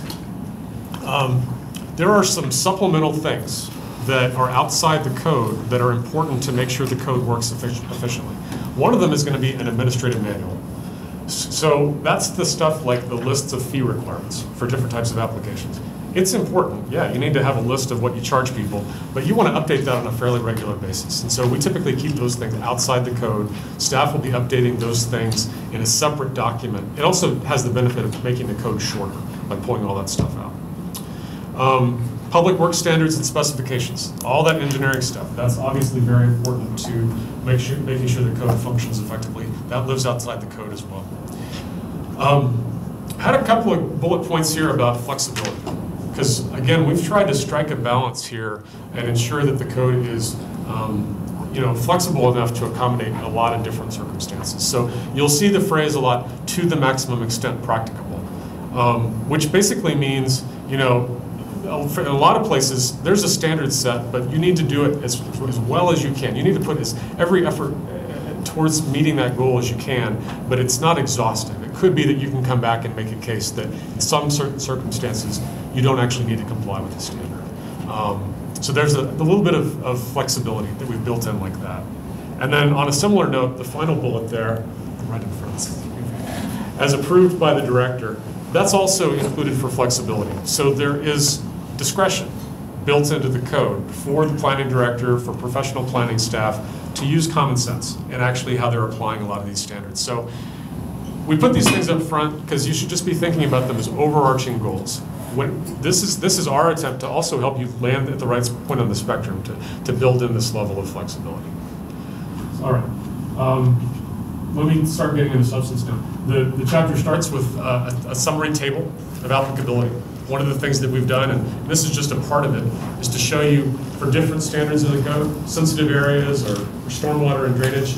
Does it apply to new development? Does it apply to a change of use? Does it apply to expansions and enlargements? We don't need to get into the details here, but having tools like that is a user-friendly way of giving people just a real quick heads up which of these new standards apply. You are not a greenfield city anymore. You're a redeveloping city. And so a lot of the projects that you see will be building on things that are already there. So that becomes really important with all these quality standards. Which of these quality standards do you want to apply to stuff that's just expanding an existing use or expanding an existing structure? Those are some of the more interesting questions in zoning codes, honestly. How do you kind of fit your new policy goals and your new laws with stuff that's already on the ground? So let me start now walking through the sections, and I'll just do a couple, and then Tarek will take it on. Sensitive area protection. Again, we start with this. This is identifying things on the site that should be protected. This is a fairly brief section. And we're basically just identifying this idea that sensitive areas are important and they should be considered in the development process. And so an applicant can come in and if the director thinks that they potentially have natural amenities on the site that should be protected, the director has this authority to require building envelopes to specifically be drawn to on the plat or site plan or some other application to show how you're going to be protecting that riparian area or that native landscape. What's a sensitive or natural amenity? It could be a stream. It could be existing mature vegetation. I will tell you, this is a pretty short section in this code.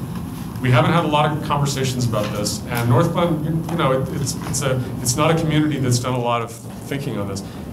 Tarek and I work in other places where the sensitive area protection part of the code is 50+ pages, you know, and you get into very detailed language about protecting steep slopes or something. So, you know, this is depending on topography. You know, this is a flat area that doesn't have as many resources, so that's why this is fairly short. Then we move into 4.3.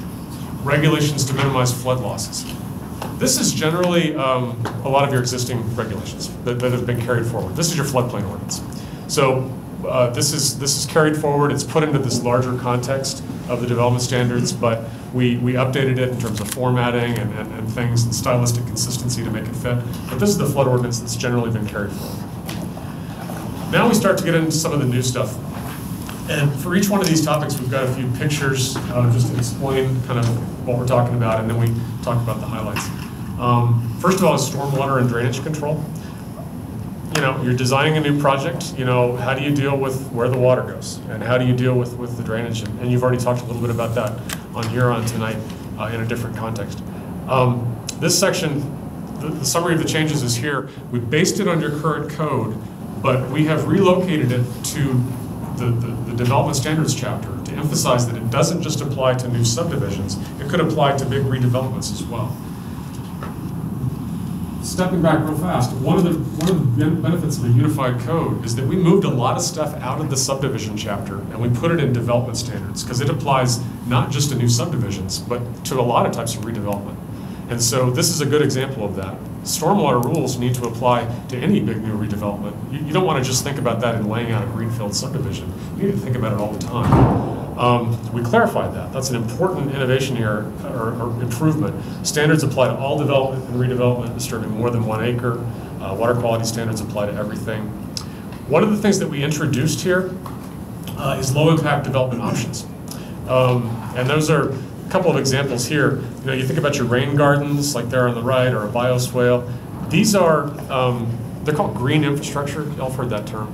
But it's basically green infrastructure is an alternative to kind of hard infrastructure, which is more kind of hard engineered solutions with culverts and a lot of pavement. The idea behind green infrastructure is that you try to mimic natural features as much as possible, and you try to kind of minimize the introduction of concrete and hard surfaces, so you just let the stormwater kind of be treated more on site and more in a natural way. We've introduced this here. We've introduced these as optional tools. One of the things that we started talking about with the task force upstairs is, you know, how aggressive should we be in incentivizing some of these tools moving forward? So that's there. That's the main important new tool here. And I guess just again, in terms of organizing the meeting, be thinking about any of these that you'd like us to come back and talk about more detail on later on. Sure. Yes. So when you say incentivize, do you mean like financially incentivize this type of thing? Or what other incentives are we giving? That's where we started to talk about the task force. So, my response was incentives almost always come down to money. So, you know, are you thinking about, sometimes an incentive is just giving more development intensity. You can go up an additional story, or you can provide additional housing units, have more density. In this context, I mean, you kind of want to tie the incentive to the goal that you're trying to achieve. So maybe it's reduced number of parking spaces are required if you provide some of these things, or maybe it's reducing the landscaping requirements on the site. How can you make the development easier if people do these things? And if I may, on the storm drainage, I think another really important thing, because it was brought up tonight when Rosie asked the question about Huron, is that a lot of that drainage infrastructure for that property was because the development that happened to the west has none of this. And some of it's in Northglenn and some of it is actually outside of Northglenn because it was developed before there were standards for this type of stuff. We encountered this on almost every single redevelopment project that we have in the city. And so by having this in the code, we're sort of letting the redevelopment market know that this is something that they need to be on radar, whereas most folks, and to a certain extent with this particular project with Huron, it was assumed that all that was taken care of because that's what everybody does today. But that's one of the key components here about integrating for this new change in redevelopment is making sure that we're messaging and getting this out in a way that speaks to what we're facing in terms of new growth. So now we've moved on from kind of protecting the land and the water circulation to designing a transportation system. I'm thinking about how people get around. And so section 4.5 gets into this idea of circulation networks and connectivity. And you can see this photo here. I mean, these are issues about cul-de-sacs, and sidewalks and bicycle lanes. And how do people get around? And are you building a city that's made up of independent subdivisions, kind of as their own enclaves, or are you kind of knitting together a grid? Those are all important questions that development codes have a real role in responding to. And we just got some slides here to illustrate some of the things that are covered. It's not just cars, it's not just roads, it's how do the people get around walking? How do you make it a more pedestrian-friendly place? How do you get bikes around? When we first kicked off this project, one of the things we heard from a lot of residents was there's not many places to walk to here, or sometimes it's hard to walk to the store. So how can we improve those systems? Is there an alley network, that supports the main street network as well? Those are important questions to think about. Are you supporting a transit system? Are you designing in a way that the public transit and other forms of just getting around are provided for? Today you have to think also about just ride sharing and things like that. So those are all the issues that are on the table. This is a new section. You don't have anything in your current ordinance called access and circulation. And you address a little bit of this in your subdivision ordinance, but we have really beefed this up, and we have applied it, again, not just to new subdivisions, but to all new development, except single family and duplex. We have addressed things like street connectivity and internal circulation. We have said that new cul-de-sacs are discouraged generally, and you need to build through streets. And if you've got an opportunity to make a connection, you should take it. But we also introduced this multimodal idea. And we've got language about new sidewalks being required, things like that. Bicycle lanes are required. So it's taking ideas that are addressed very thinly in your current ordinance, and it's really beefing them up. It's giving them prominence. There's new language here that says connectivity is important to Northglenn. We think it's important that there be a variety of ways for people to get around. Is there an area in here that talks about the road section, what that looks like? Or now that you mentioned sidewalk, what the width of the sidewalk looks like? There are cross references to that engineering standards document that I mentioned, because those are good examples of things that you probably don't want to have in the code, because they're really detailed for one thing, and you also, the engineering department wants to keep those updated, and so things like street specifications are usually outside the code. Just real quick to follow up on that, Brooke and I had a very brief conversation with Mr. Kisselman, the engineering manager, and he's probably going to be putting a package request in for 2019 to update the engineering standards. So we just didn't have operational budget to do it this year. One, to get this project finished, but then we're going to be looking at updating engineering standards next year. And to that end, the Connect Northglenn that was just recently adopted by council is going to be used as a template for looking at what those new roadway and pedestrian design standards will be as well. So you had mentioned that cul-de-sacs are discouraged. Why is that? Cul-de-sacs are often discouraged from a planning perspective because they don't allow connectivity. You know, it's hard for vehicles to get through. And so you'll often hear from a fire department, for example, that we don't like cul-de-sacs because it just increases our response time to have to get to those buildings that are down here. You know, from a homeowner's perspective or a parent's perspective, some families like cul-de-sacs because they create a great safe environment for their kids. It's a really good example of that kind of tension that we talked about.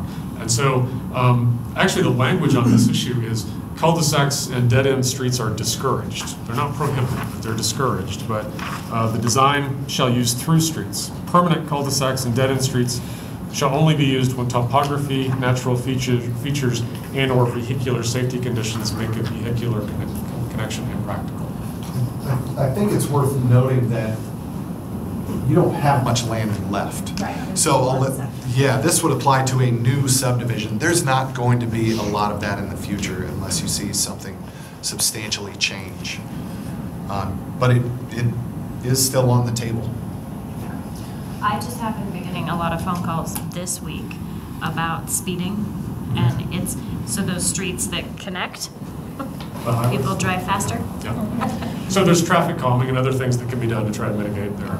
But it's that tension again. Yeah, Tarek and I have worked in places where that issue has been the subject of hours of conversation. Do we allow cul-de-sacs or not? And especially in the go-go years back in, before the 2008 bust, we used to see a lot of really rapid growth in Arizona and the Carolinas, and this was a really hot topic for them. I would concur. It's not, cul-de-sacs are not very desired, really. Actually, what do you think? It's the opposite. That's just it's happens in towns like Erie and Brighton. They prefer complete streets and complete blocks for the fire department also.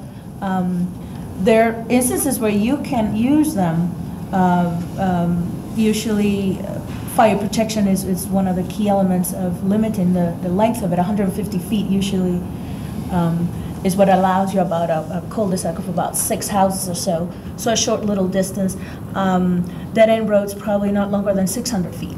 So there's limitations. You can still do them depending on your topography, but it's usually not very desired. Now, in terms of the homeowners, maybe yes, a quiet street for the kids to play in, but really doesn't bring that much of connectivity of the community.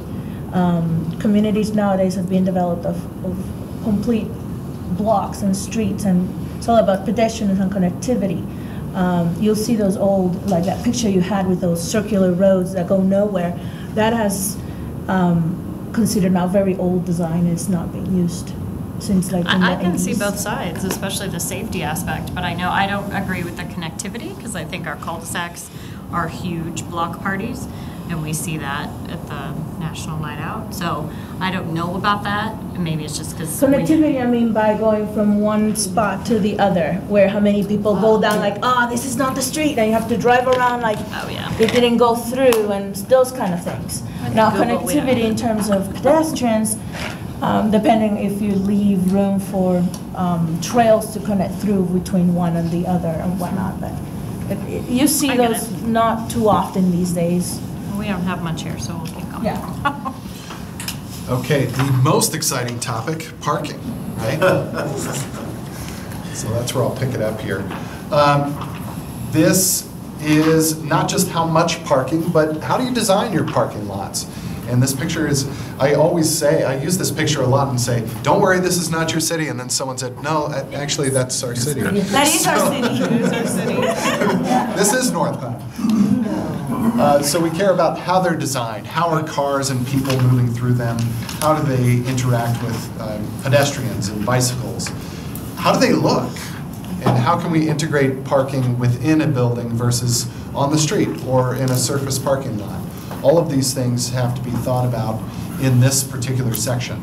And then buffering and what is the appropriate distance between a parking lot and the street? And should there be fencing and berms and all of those types of things to protect residential neighborhoods and even other lots as well? So I'm going to introduce some of these thresholds that we've developed in several of the sections here, but primarily parking and loading and landscaping. So striking that balance between being flexible enough to allow redevelopment without giving away the farm and making sure that you're still bringing properties up to code, up to what you think is the minimum bar for quality. In parking and loading, this would apply to new development, expansions by 25% of the square footage to an existing building, or uses requiring a special use permit. The thought there that if you've required a permit at the beginning and a public hearing for that process, that if you're going to be doing something different there, especially as it relates to parking, then we want to bring that back for discussion again. And then major improvements to existing parking areas, not restriping, but changing the design. You're ripping up the asphalt and doing something different. That would trigger compliance with these parking and loading standards. It would also apply to a change of use if the change of use required more than 25% additional parking. So this is actually an administrative problem right now that uses are changing constantly, and with those changes in use, well, you either need a lot more parking or many fewer parking spaces. And so staff doesn't really have anything in the code today that allows them to have another look at how that site should be developed. This gives you that option. There are exemptions to the parking and loading standards as well. Properties less than 5,000 square feet in lot size, except for single family and duplex. You don't have a lot of lot sizes that small now, and we could change that threshold ultimately. I think if Carl's Farm or the Marketplace were to redevelop into kind of a Main Street approach, you might see some of those narrow lots. And as those are developed and redeveloped, you want the building to fill that lot to create that Main Street feel rather than requiring half of a very small lot to be parking. So that's the concept there. A lot of cities actually do that. Beyond the applicability, there were a lot of different changes compared to your current parking code. The first is just having a table that tells you very clearly, and it matches what we talked about last time we were here, was the districts and uses, and there's a use table. Now every use proposed in that table also comes with a parking requirement. So it's very user-friendly to be able to know that connection. We have a middle column right now in that table that shows your current parking standards. That eventually, before adoption, will go away. And then we have the proposed parking required in the right-hand column. So a very clear connection there. We have simplified the way you calculate parking standards. Right now, you've got several uses that are tied to the number of employees in the building. That is nearly impossible to enforce. So bringing everything more to a square footage basis is a more consistent approach. We have introduced a parking maximum. Some cities exempt parking from all of their downtown, Denver being one of them. Don't have a parking requirement. Many cities have a parking maximum that say, all right, here's the minimum standard that we want you to hit, just so that there's enough parking for the cars so that we're not spilling into neighborhoods. When we talk about water quality and sustainability and landscaping generally, you want to have a maximum parking standard as well, so that you don't end up with a sea of parking that's used 1 or 2 days out of the year, and the rest of the time it sits half vacant. So rather than come up with a maximum space requirement for each type of use, we just set a parking maximum at 125% of the minimum requirement. All of these are up for discussion. That is a common threshold for communities that have parking maximums. So we've included that here for discussion. We also have a new bicycle parking requirement. If you have 20 car parking spaces required, then you have to provide 1 bicycle parking space. Other alternatives were introduced in here as well, allowing for on-street parking to count towards your parking requirement. Allowing for people to share parking. If I'm running a residential multifamily use next to an office building, is there an opportunity to share some of that parking through a separate agreement because you're using that parking lot at different times of the day? That reduces the overall amount of impervious surface that you have throughout the city. If you're close to transit, can you get a reduction in parking? So we've included a lot of those different options for flexibility. And new drive-through design standards. Drive-throughs are specifically problematic, especially as they abut residential areas, because there's a squawk box, and there's a lot of cars idling much slower, and there are headlights and a lot of those issues. So we introduced some new standards for dealing with those types of issues here. Should probably stop there. There were a lot of changes compared to what you have on the books now, and just answer any questions. Couple things. On a parking plan or in here anywhere, did we, well, first of all, I love that you added a maximum parking, because that's been a pet peeve of mine, and every time a site plan comes through, it's like, there's too many parking. Only because you have all these land doesn't mean you have to pave it all. And I've discouraged that from, developers. I'm like, why don't you reduce the parking a little? Just provide a little bit more landscaping and so. Yeah. But I love that you added that. Now, with that said, in the parking plan, is there a maximum block? I love the table, it's very user-friendly, but I don't know if there's I haven't seen like a maximum block, like that picture you had. A block of parking stalls? Right, because that defines the actual stalls with islands. Like that sea of car that you see in the picture, like the Huron Center, for example, it doesn't have parking defined as blocks. Usually you would come in, maybe there's an island, row of trees, and then you see it on any new commercial development, whereas the parking lots are defined by islands, where you have a groupings of maybe 100 here, and then there's like a gap with maybe some pedestrian flow or whatever, and then there's another grouping.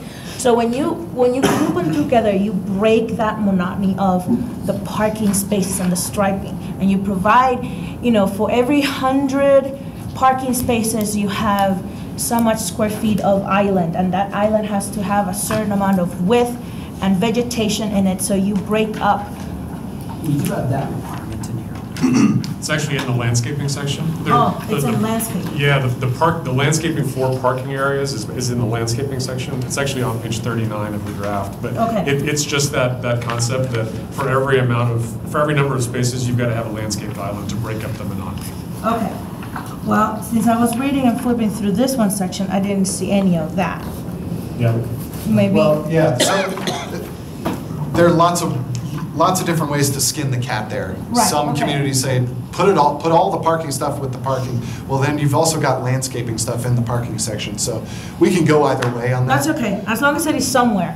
Yeah. That I can go to it. The other thing, and I was going back to, was the parking space layout. I know it's missing a figure, but that's really important to have, because nobody knows what ABCD stands for. That's on page 34. But what I would like is the parking stall width to make it 9 feet.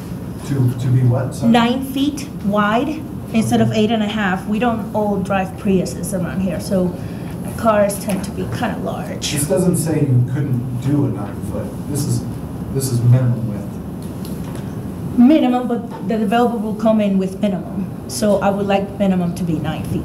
The one thing I'll point out is the current code is 8.5 feet, so that's why we kept the 8.5 feet, because that was what the current code said. So otherwise, we'd be rendering a number of parking lots non-conforming. It doesn't mean we can't change that if that's kind of the consensus. I know, but it seems like that's the number that it's more utilized in Metro Denver area. 9 by 18 is your typical. Now there's communities that do 10 by 20, believe it or not, and that's minimum. I had to redo a whole entire, 40 acres, because the developer would not budge on that, and the city said absolutely no. But what I'm saying is, the 8.5 I understand is minimum, but developers will always go for minimum. So if I want to establish a minimum, I would suggest, or I would prefer to be 9 feet, and then maybe do you consider it? Only because the 8.5, nobody parks perfectly centered, and there's always a gap, and then I can never go out, and then it's just really awkward at 8.5. He's right next to me. That's a good issue. That's a good example of one of those detailed things that I think we should come back to on that May 21st meeting. But maybe we can actually, at that meeting, give you some names of communities and give you a little bit of comparison about what's been adopted. Yeah, I mean, in Louisville, 8.5 is what they consider their compact parking. So it's just a suggestion, and I would prefer to be considered a 9 feet. Just to, Well, we should highlight, we have a compact parking that's even smaller than that, right below that, so you might have comments there too. Is that our bicycle park? no, but what I'm saying is, I mean, there are communities, and again. No, we get, I like like a lot of Costco those, parking. actually, and Costco parking's my favorite. we have gone much smaller than 8.5, and we have gone larger. We've never done 10 by 20 so much as a minimum requirement, but we can bring you some examples. Definitely. I can go too much, yeah. Okay, sorry. Okay. That's all I have, thank you. So, as important as parking, landscaping, screening, and fencing. And you'll see a lot of similar pictures because a lot of where we need landscaping most is within parking areas. And here's an example not in your city. I know you're taking this photo, it's east of here. And a lack of landscaping can create quite a different effect. And you notice just a lone dumpster sitting out there. We need to think about how we're treating all of these types of things. And creating a good pedestrian environment, loading and screening, and striking a balance here. We know businesses need stuff, and they need to have stuff delivered to them. But there are ways at capturing that in a much better way in terms of design. So similar to the applicability with parking, we also apply landscaping standards to new development. That's an easy one. Expansions by 25% or more for gross square footage. Uses requiring the special permit and major improvements to the existing parking area. So same applicability here for landscaping. If you're tearing up a big parking lot, you're going to bring the site into compliance with the landscaping requirements. There are exemptions here as well. Mainly the ag district and the open space district. You're not going to require minimum landscaping in an agricultural setting or in the open space setting. That is what those districts are providing. Expansions of single-family duplex and manufactured home, you can expand your home. That doesn't mean you have to bring the entire site into compliance with the landscaping standards. That is not the intent. Maintain your neighborhood character, maintain the quality there, but not being a very strict standard here. And then conversions, we heard there will be a lot of these in the future, and you have already had a fair amount, conversions of residential buildings into non-residential uses. So if I'm really just putting a sign in the front yard that says, hey, now I'm a business, you don't need to comply with the landscaping standards, because that would honestly probably take that building and opportunity out of the equation in many cases. We're trying to do infill. So those are the applicability. A lot of changes here too. We've got new general landscaping standards. You can see those on page 39 of the draft. It's a table, and it walks through residential districts versus mixed use and non-residential versus your ag and open space districts. How much of my lot needs to be landscaped? What needs to be located in those landscaped areas in terms of trees, shrubs, and grasses? And then how big do they need to be when I plant them? That's basically what those landscaping standards cover. They are an increase in what you currently require. You have a very low standard for landscaping required now at about 12%. We have raised those thresholds to various degrees depending on what kind of district you're in. We've introduced new low water standards because Northglenn cares about water consumption.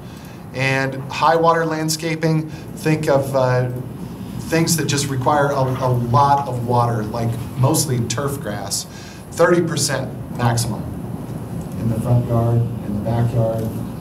Actually, I don't think these apply to single-family residential, but trying to minimize the amount of turf grass that you have on the site, and rather introducing standards for xeriscaping and allow that as an option. So I have a question. Yeah. Why are we increasing landscaping this much? I mean, that's more than double to go from 12% to 25%. Like, is there a reason? And like, what's the background for what is included in here? It feels really arbitrary. It is not arbitrary. In fact, this is pretty well in line. It is still pretty low for what most communities do. Part of our testing mechanism needs to be, what are the new developers in town doing anyhow? And I will tell you that most of your new development in Northglenn is providing this level of standard. You'd be hard pressed to find one that's putting 12% landscaping in. Why? Because that's how you sell to tenants. That's how you make a beautiful place. So it's rather avoiding the minimum bar. Okay, and this only applies to new development?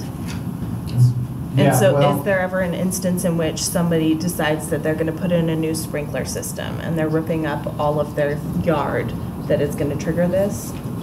For residential Yeah. or for commercial? This doesn't apply to Well, it residential. says residential districts, that's why I'm asking. Yeah, this applies to new development, yes, expansions by 25%, but that does not count for residential.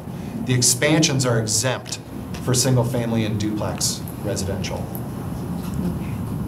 So if you're building new homes, you're going to have to comply with this standard. Okay.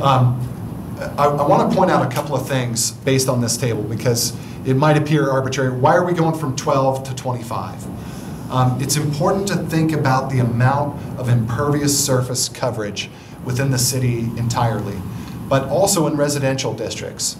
How much driveway do you have there? And we have covered that in a separate section, reducing the maximum width of a driveway that you can put on a residential lot.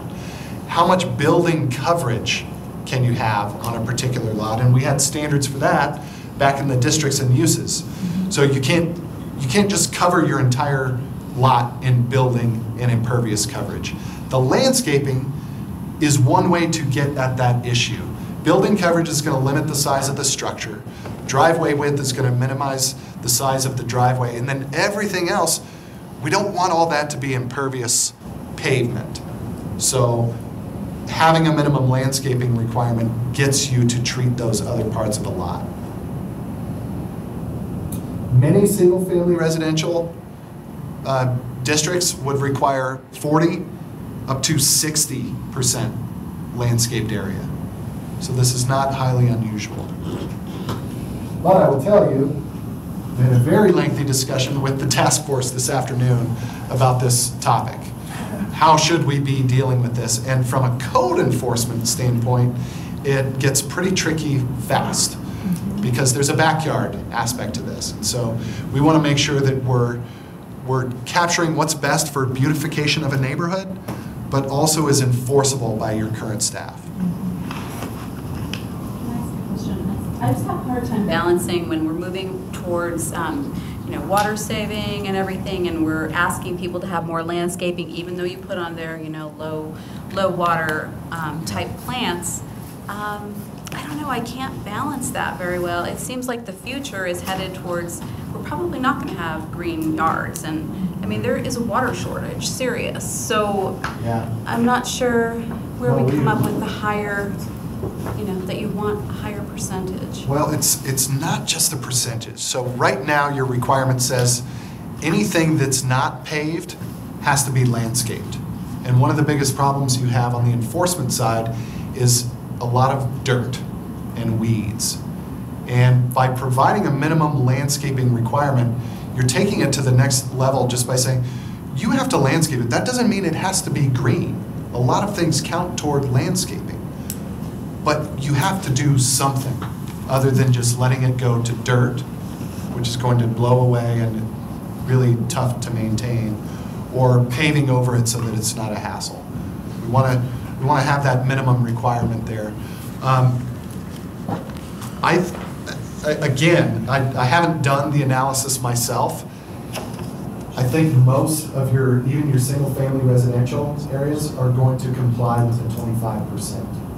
And I get that. It You just have a seems front to me the lines. forward-thinking thing is towards, saving water and having yards that maybe don't look like what we're used to having as yards. So moving forward like this, even in the non-residential, I'm a little torn on that, that's all. Okay. Well, and we've talked a little bit about that in some of the standards. We say, there's a limit on high water turf grass, for high water use turf grass, for example. So you get at that issue by requiring materials that are low water use and native plants. But that starts to get into a matter of personal preference and taste, and communities kind of differ on how hard they want to go down that road in terms of requiring those low water uses. We're working in Arizona in some places where they're extremely strict on that issue. We see a balance of tolerance for that in Colorado. So, but you're exactly right. You can't just say you got to put a lot of more plants down without making the low water plants. We've started to go down that road in this draft. I think we could do more, but I guess we'd like to hear from y'all how strict you'd like to be on that. Maybe next. Well, all rock yards were never allowed, right? I mean, people have some all rock yards in Northglenn. There's a lot now. Right. But are they allowed by code? They are allowed by code. That's landscape. And that's considered landscape. I was going to point out that for commercial, I believe it's the China Buffet on Melody, that was basically a vacant property, and the weeds had completely taken over the landscape beds. They went in and did xeriscaping.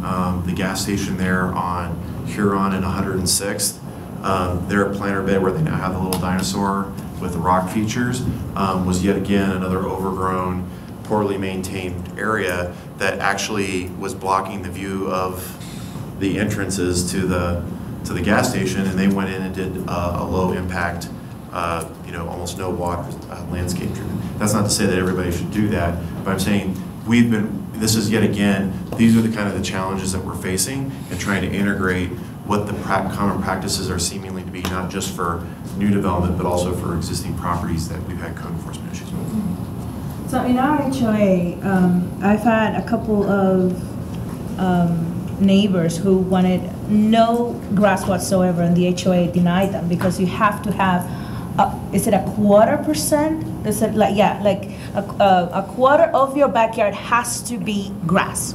There's no other alternative. It's grass. Backyard. The backyard. And so my neighbor literally took a tape measure and put a square about yay big of grass in the middle. Looks like a little island that she mows, and then everything else is just mulch and rose bushes. So that's what they wanted because she didn't want to mow and maintain a lawn. And in the front yard, it has to be grass. I mean, that's what the HOA covenants say. Now, that doesn't mean that in other parts of the community, you can do a rock garden or something like you say, it's mulch or some other landscaping material, or maybe some ground cover that is not grass. That it still looks really nice and pleasant, and most everybody would have a 25% of their whole entire property some type of landscape. It's just to allow rainwater or any type of water to actually seep into the soils and not have to run off into the streets. So it's a balance of allowing erosion in your yard. You don't want to have just a bare spot of dirt, but also just beautifying the neighborhood. So there's a balance. So I think 25% is it's okay to have that as a minimum, because people do have sheds and your driveway, and there's 25% is really, if you think about it, your own property, it's really nothing. Just to clarify, there's no minimum requirement on how much grass you need to put in the yard for this landscaping. It's just the area. Now there are minimum requirements for trees and shrubs and ornamental grasses, things that would survive with a low water type of landscaping. So we want homeowners and developers to be creative with that.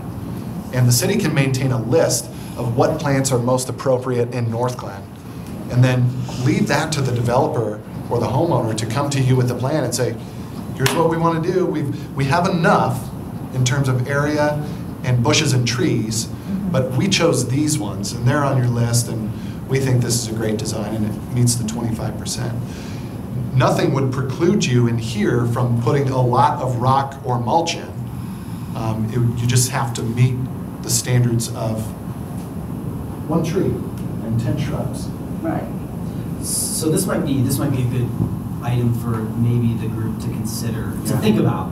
for the 21st. We'll be back in 2 weeks. Maybe this is an item you guys might want to ponder over just a little bit, and we can bring it up as a discussion topic next time.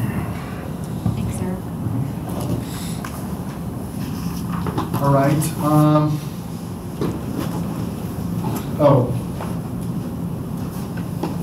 Yeah, we'll talk about landscaping again next week. Here's the table. So finally, we wanted to talk about site and building design standards. You do have some building design standards now. You have them for residential, you have them for commercial, you have them for industrial, but they're not together in one section. So we have taken those and consolidated them. A lot of things to consider. Here's a blank wall, nondescript, with very little architectural treatment. Here's some good articulation of a building, both from vertical articulation and horizontal articulation, adding enough windows and changing up the roof form enough so that you're creating an interesting place. You don't have to be an architect to understand how to implement just some very base level standards. And I would just start off saying that we took a fairly minimal approach in Northglenn to set a minimal bar, but still get a level of quality that you deserve compared to other communities in the region. You know what not enough windows looks like, and you know what that we can set a minimum standard there. We have to think about compatibility and adjacency issues, and how we might step back upper stories to make them a little more appropriate. And be thinking about, as you continue to review the code, are there certain districts that are just different and should really be treated differently rather than a one-size-fits-all approach? So for building design, these apply to new development and expansions and additions. Now there's an important feature that's different with building design.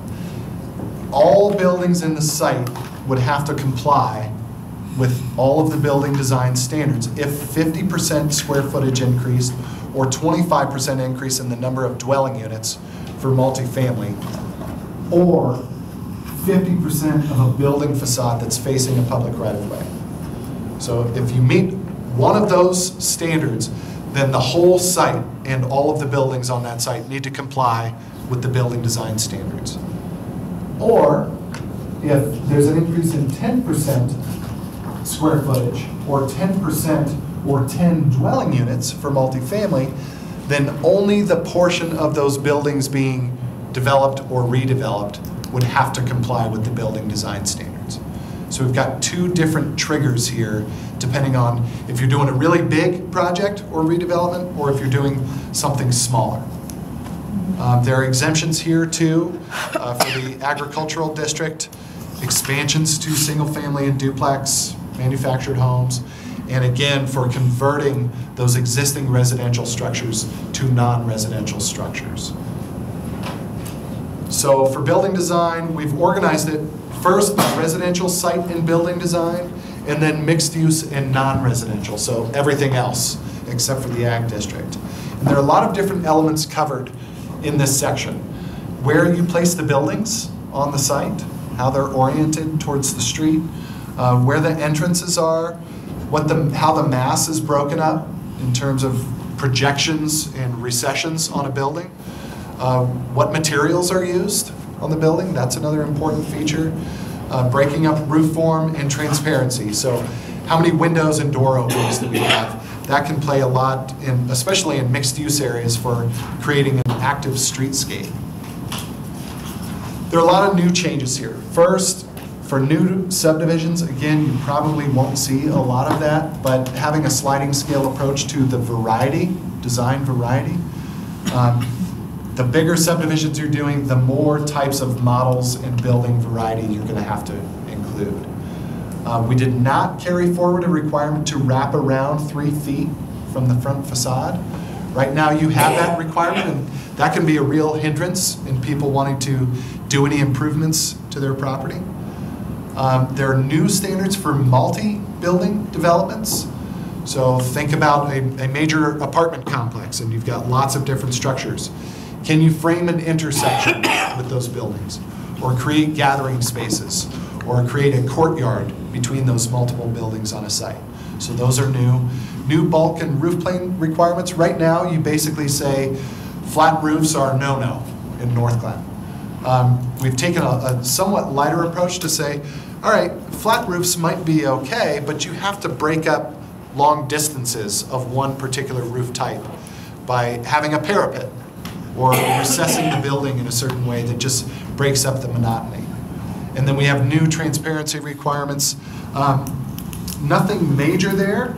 Again, most of your developers are going to meet this minimum standard anyhow. You're just trying to keep the bad players out of the game and make sure that they're providing a minimum quality. For residential, 15% of the upper story has to be transparent, 25% of the first story. So in a mixed-use development, you might have residential there, 25% of that first floor needs to have windows or doors. Actually, for mixed use, it's a higher standard, sorry. 40% on the first floor, 20% on the upper stories. So, a lot of new stuff to consider. I think, again, we took a relatively light approach. There are many communities that have very strong building design standards. They also have architects on staff to manage this and urban designers on staff, or they have a design review board that actually manages whether or not buildings are complying with these standards. Without that, we kind of beefed up your current standards and added some important features from what we've seen being developed in the community already. So let's pause there before we move to the last three subjects, which are actually pretty minor. But this is a bigger one, so let's take some questions here if you have them.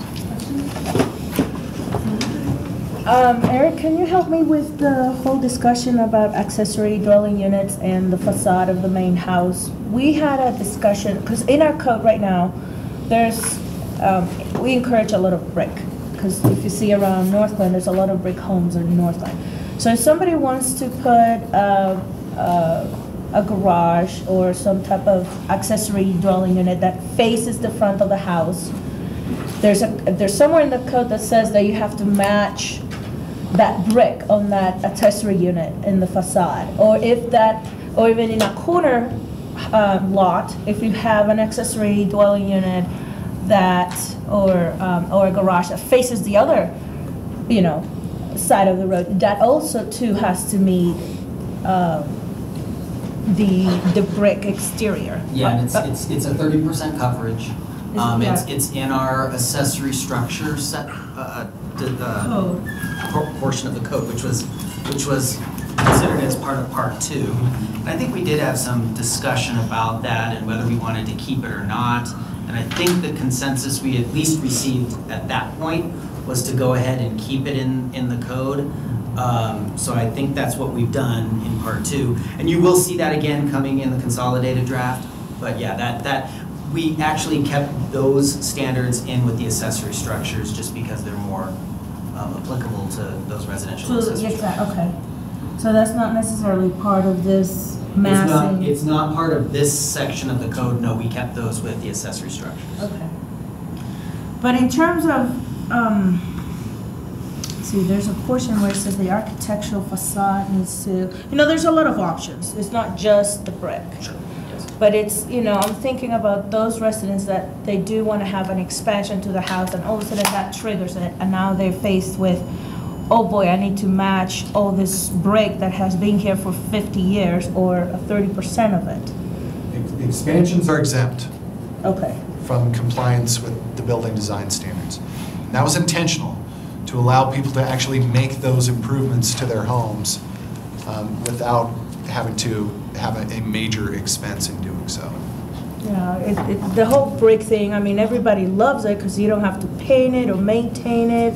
It's awesome, but sometimes it may pose a financial burden if somebody would want to expand their homes, and all of a sudden they have to match or meet all this new facade. And it's not possible. We were speaking with the task force earlier today too about the multifamily requirement. So if you're doing an apartment building in Northglenn, you're required to provide 30% brick? Yep. And should that standard be retained? And so all of those are on the table. You're pretty lucky to have that requirement already. A lot of cities don't have a minimum brick or stone or masonry requirement. It does improve the quality and is more, you know, It does long-term. go It has with a the long-term prevailing character of the neighborhood, I have to say that. I mean, that is part of Northglenn. Everybody pictures their little, you know, mid-century home, old brick, and that's what, you know, your typical home is. So I'm okay with that. It's just that sometimes, you know, when you hear people like, well, it's not very fair that I have to match this brick, that I, blah, blah, blah, blah, blah. I'm like, well, but that's the code. Any questions? All right, let's get through the remaining topics and then we can open it up for general discussion. Lighting, you don't have much on lighting right now. Again, these were broken down by residential, commercial, and industrial. We pulled them into one new section and took a minimal approach here, but getting the basics covered. Don't be shining light on your neighbors, for one, so no spillover, and have downcast lights. So fully shielded downcast lights so that you're not creating a major glare issue on neighboring properties.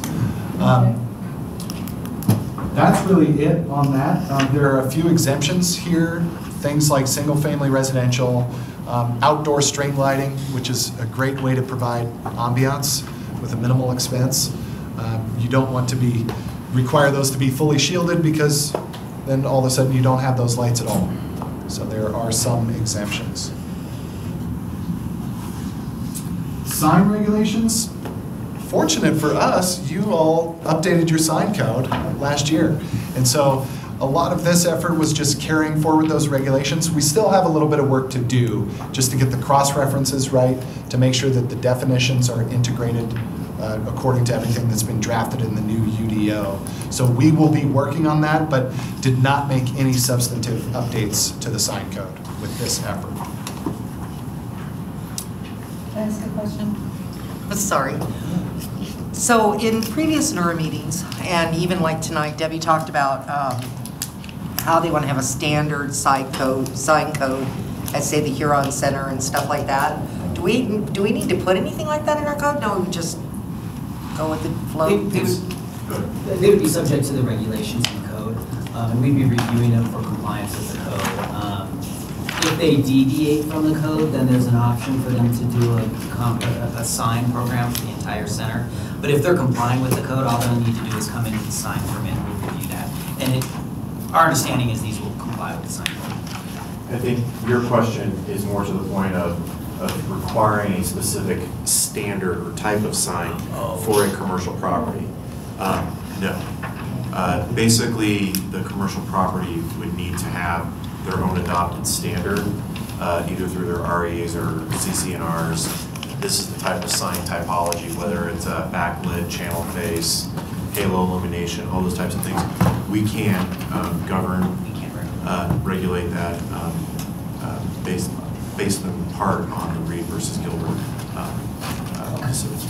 Where NER was different is they were participating with the land ownership in developing those standards and providing a cash incentive to help make that happen. So they were not regulated, they were not performing a regulatory role in terms of content. Okay. They were partnering with a private landowner in that regard. Thank you. So I understand then the sign regulation is not going to be a standalone thing, it's in here integrated as part of one? Okay. Yes, that's the idea. Okay, so finally, the last bit of information here for this part 3, which was a big part, so thank you for your patience tonight and in the next couple of weeks, actually. Subdivision, what do we do when we need to design new lots and blocks, and what are the standards for those? It's a pretty short section, and a lot of that reason is because the subdivision approval procedures we already addressed during part 1. What's it take to get a plat approved? We stripped all of those out of the subdivision ordinance and put them up front with the rest of the procedures. So all that's left is how you design them and how you ensure the guarantees and the public improvements. So not a lot of changes here. Some of the key changes were just a quick statement saying that if you're designing new lots, they have to comply with the zoning district that you're developing in. Pretty basic, but important to have in there. We changed the block requirement. You have a current standard that says large blocks over 1,000 feet may require pedestrian crossings. We changed that from may require to shall. So that's a very big block, so you want to have a pedestrian crossing at some point to divide that up. We kind of punted on this third and big issue here because you are almost completely built out in Northglenn.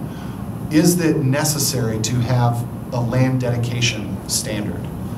And what land is left to be dedicated to the city anyhow? What types of standards should we have for those particular developments? And how do we guarantee the public improvements? Right now you have fairly old standards that deal with these issues, and we're working with staff and the city attorney and all of you actually to determine the best possible direction moving forward. Do you want to dedicate land? How much? Under what circumstance? What types of guarantees do you want for public improvements before the city steps in and takes a line of credit, for example, to make sure that those improvements are built? So you'll see those as placeholders within the subdivision section now. They just require further discussion before we get to that consolidated draft. So what if some huge, okay, where's a huge development? Like, let's just talk about 120th and Washington. So let's say that shopping center, something happened, I'm talking 25 years down the road, and something else wants to go in there. So then it seems like you kind of want to save that policy direction that you could have some land, because we don't know what's going to happen in the future, and it's a possibility that we might want to dedicate something. I don't know. That's a tough one. It is, and I think a lot of what you're doing now is through development agreements, and that is the other way of doing it. You could just continue to do individually negotiated development agreements to strike those deals for dedication and improvements. Or you could have something codified in here that would be a more standard approach. And you could still do development agreements, even if it were codified. The other thing too, if you're going to have a planned unit development, right? Yeah. I mean, you can negotiate the zoning essentially and negotiate those standards. And in the case of the one big piece of land we have left, they're going to create a special district potentially, which then gets to some of the ownership maintenance issues as well, which will be backed up with separate agreements too. Yep. Well, you're the planners, and I'm obviously not, so thank you. Any other questions? So we don't have 40 more slides. That was basically it. I think we had some questions for you that I think we'll come back to you with next week. It's obvious to us that we need to, or in 2 weeks, on the 21st, we'll bring back more detail on some of those issues that you highlighted tonight, but we'll just open it up for questions right now. Any other general questions? Can I just ask about fencing? I'm sorry. Yeah, go for it. Well, because, and this is like not again, you know, I had several calls this week about vinyl fencing. Why don't we let residents use vinyl fencing? And I noticed it's called out on this ordinance, on these codes too. Is it?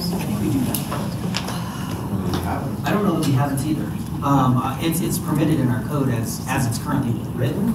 The draft code that you see here, it said prohibited, but in our discussion with the task force committee, their recommendation is to allow it. So that will be revised to allow it, but our current code shouldn't prohibit them from using. Well, yeah, it's a kind of an odd provision. It says vinyl or plastic fencing is allowed if it's designed to be used as a fence. Right. So it can't be too creative there. It has to be a fence product. I think so not milk jugs.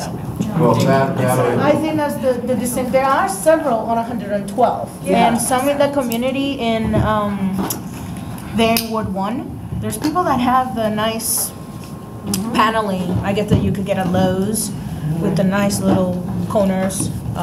There was one over on Malley Drive too, but then they took theirs out.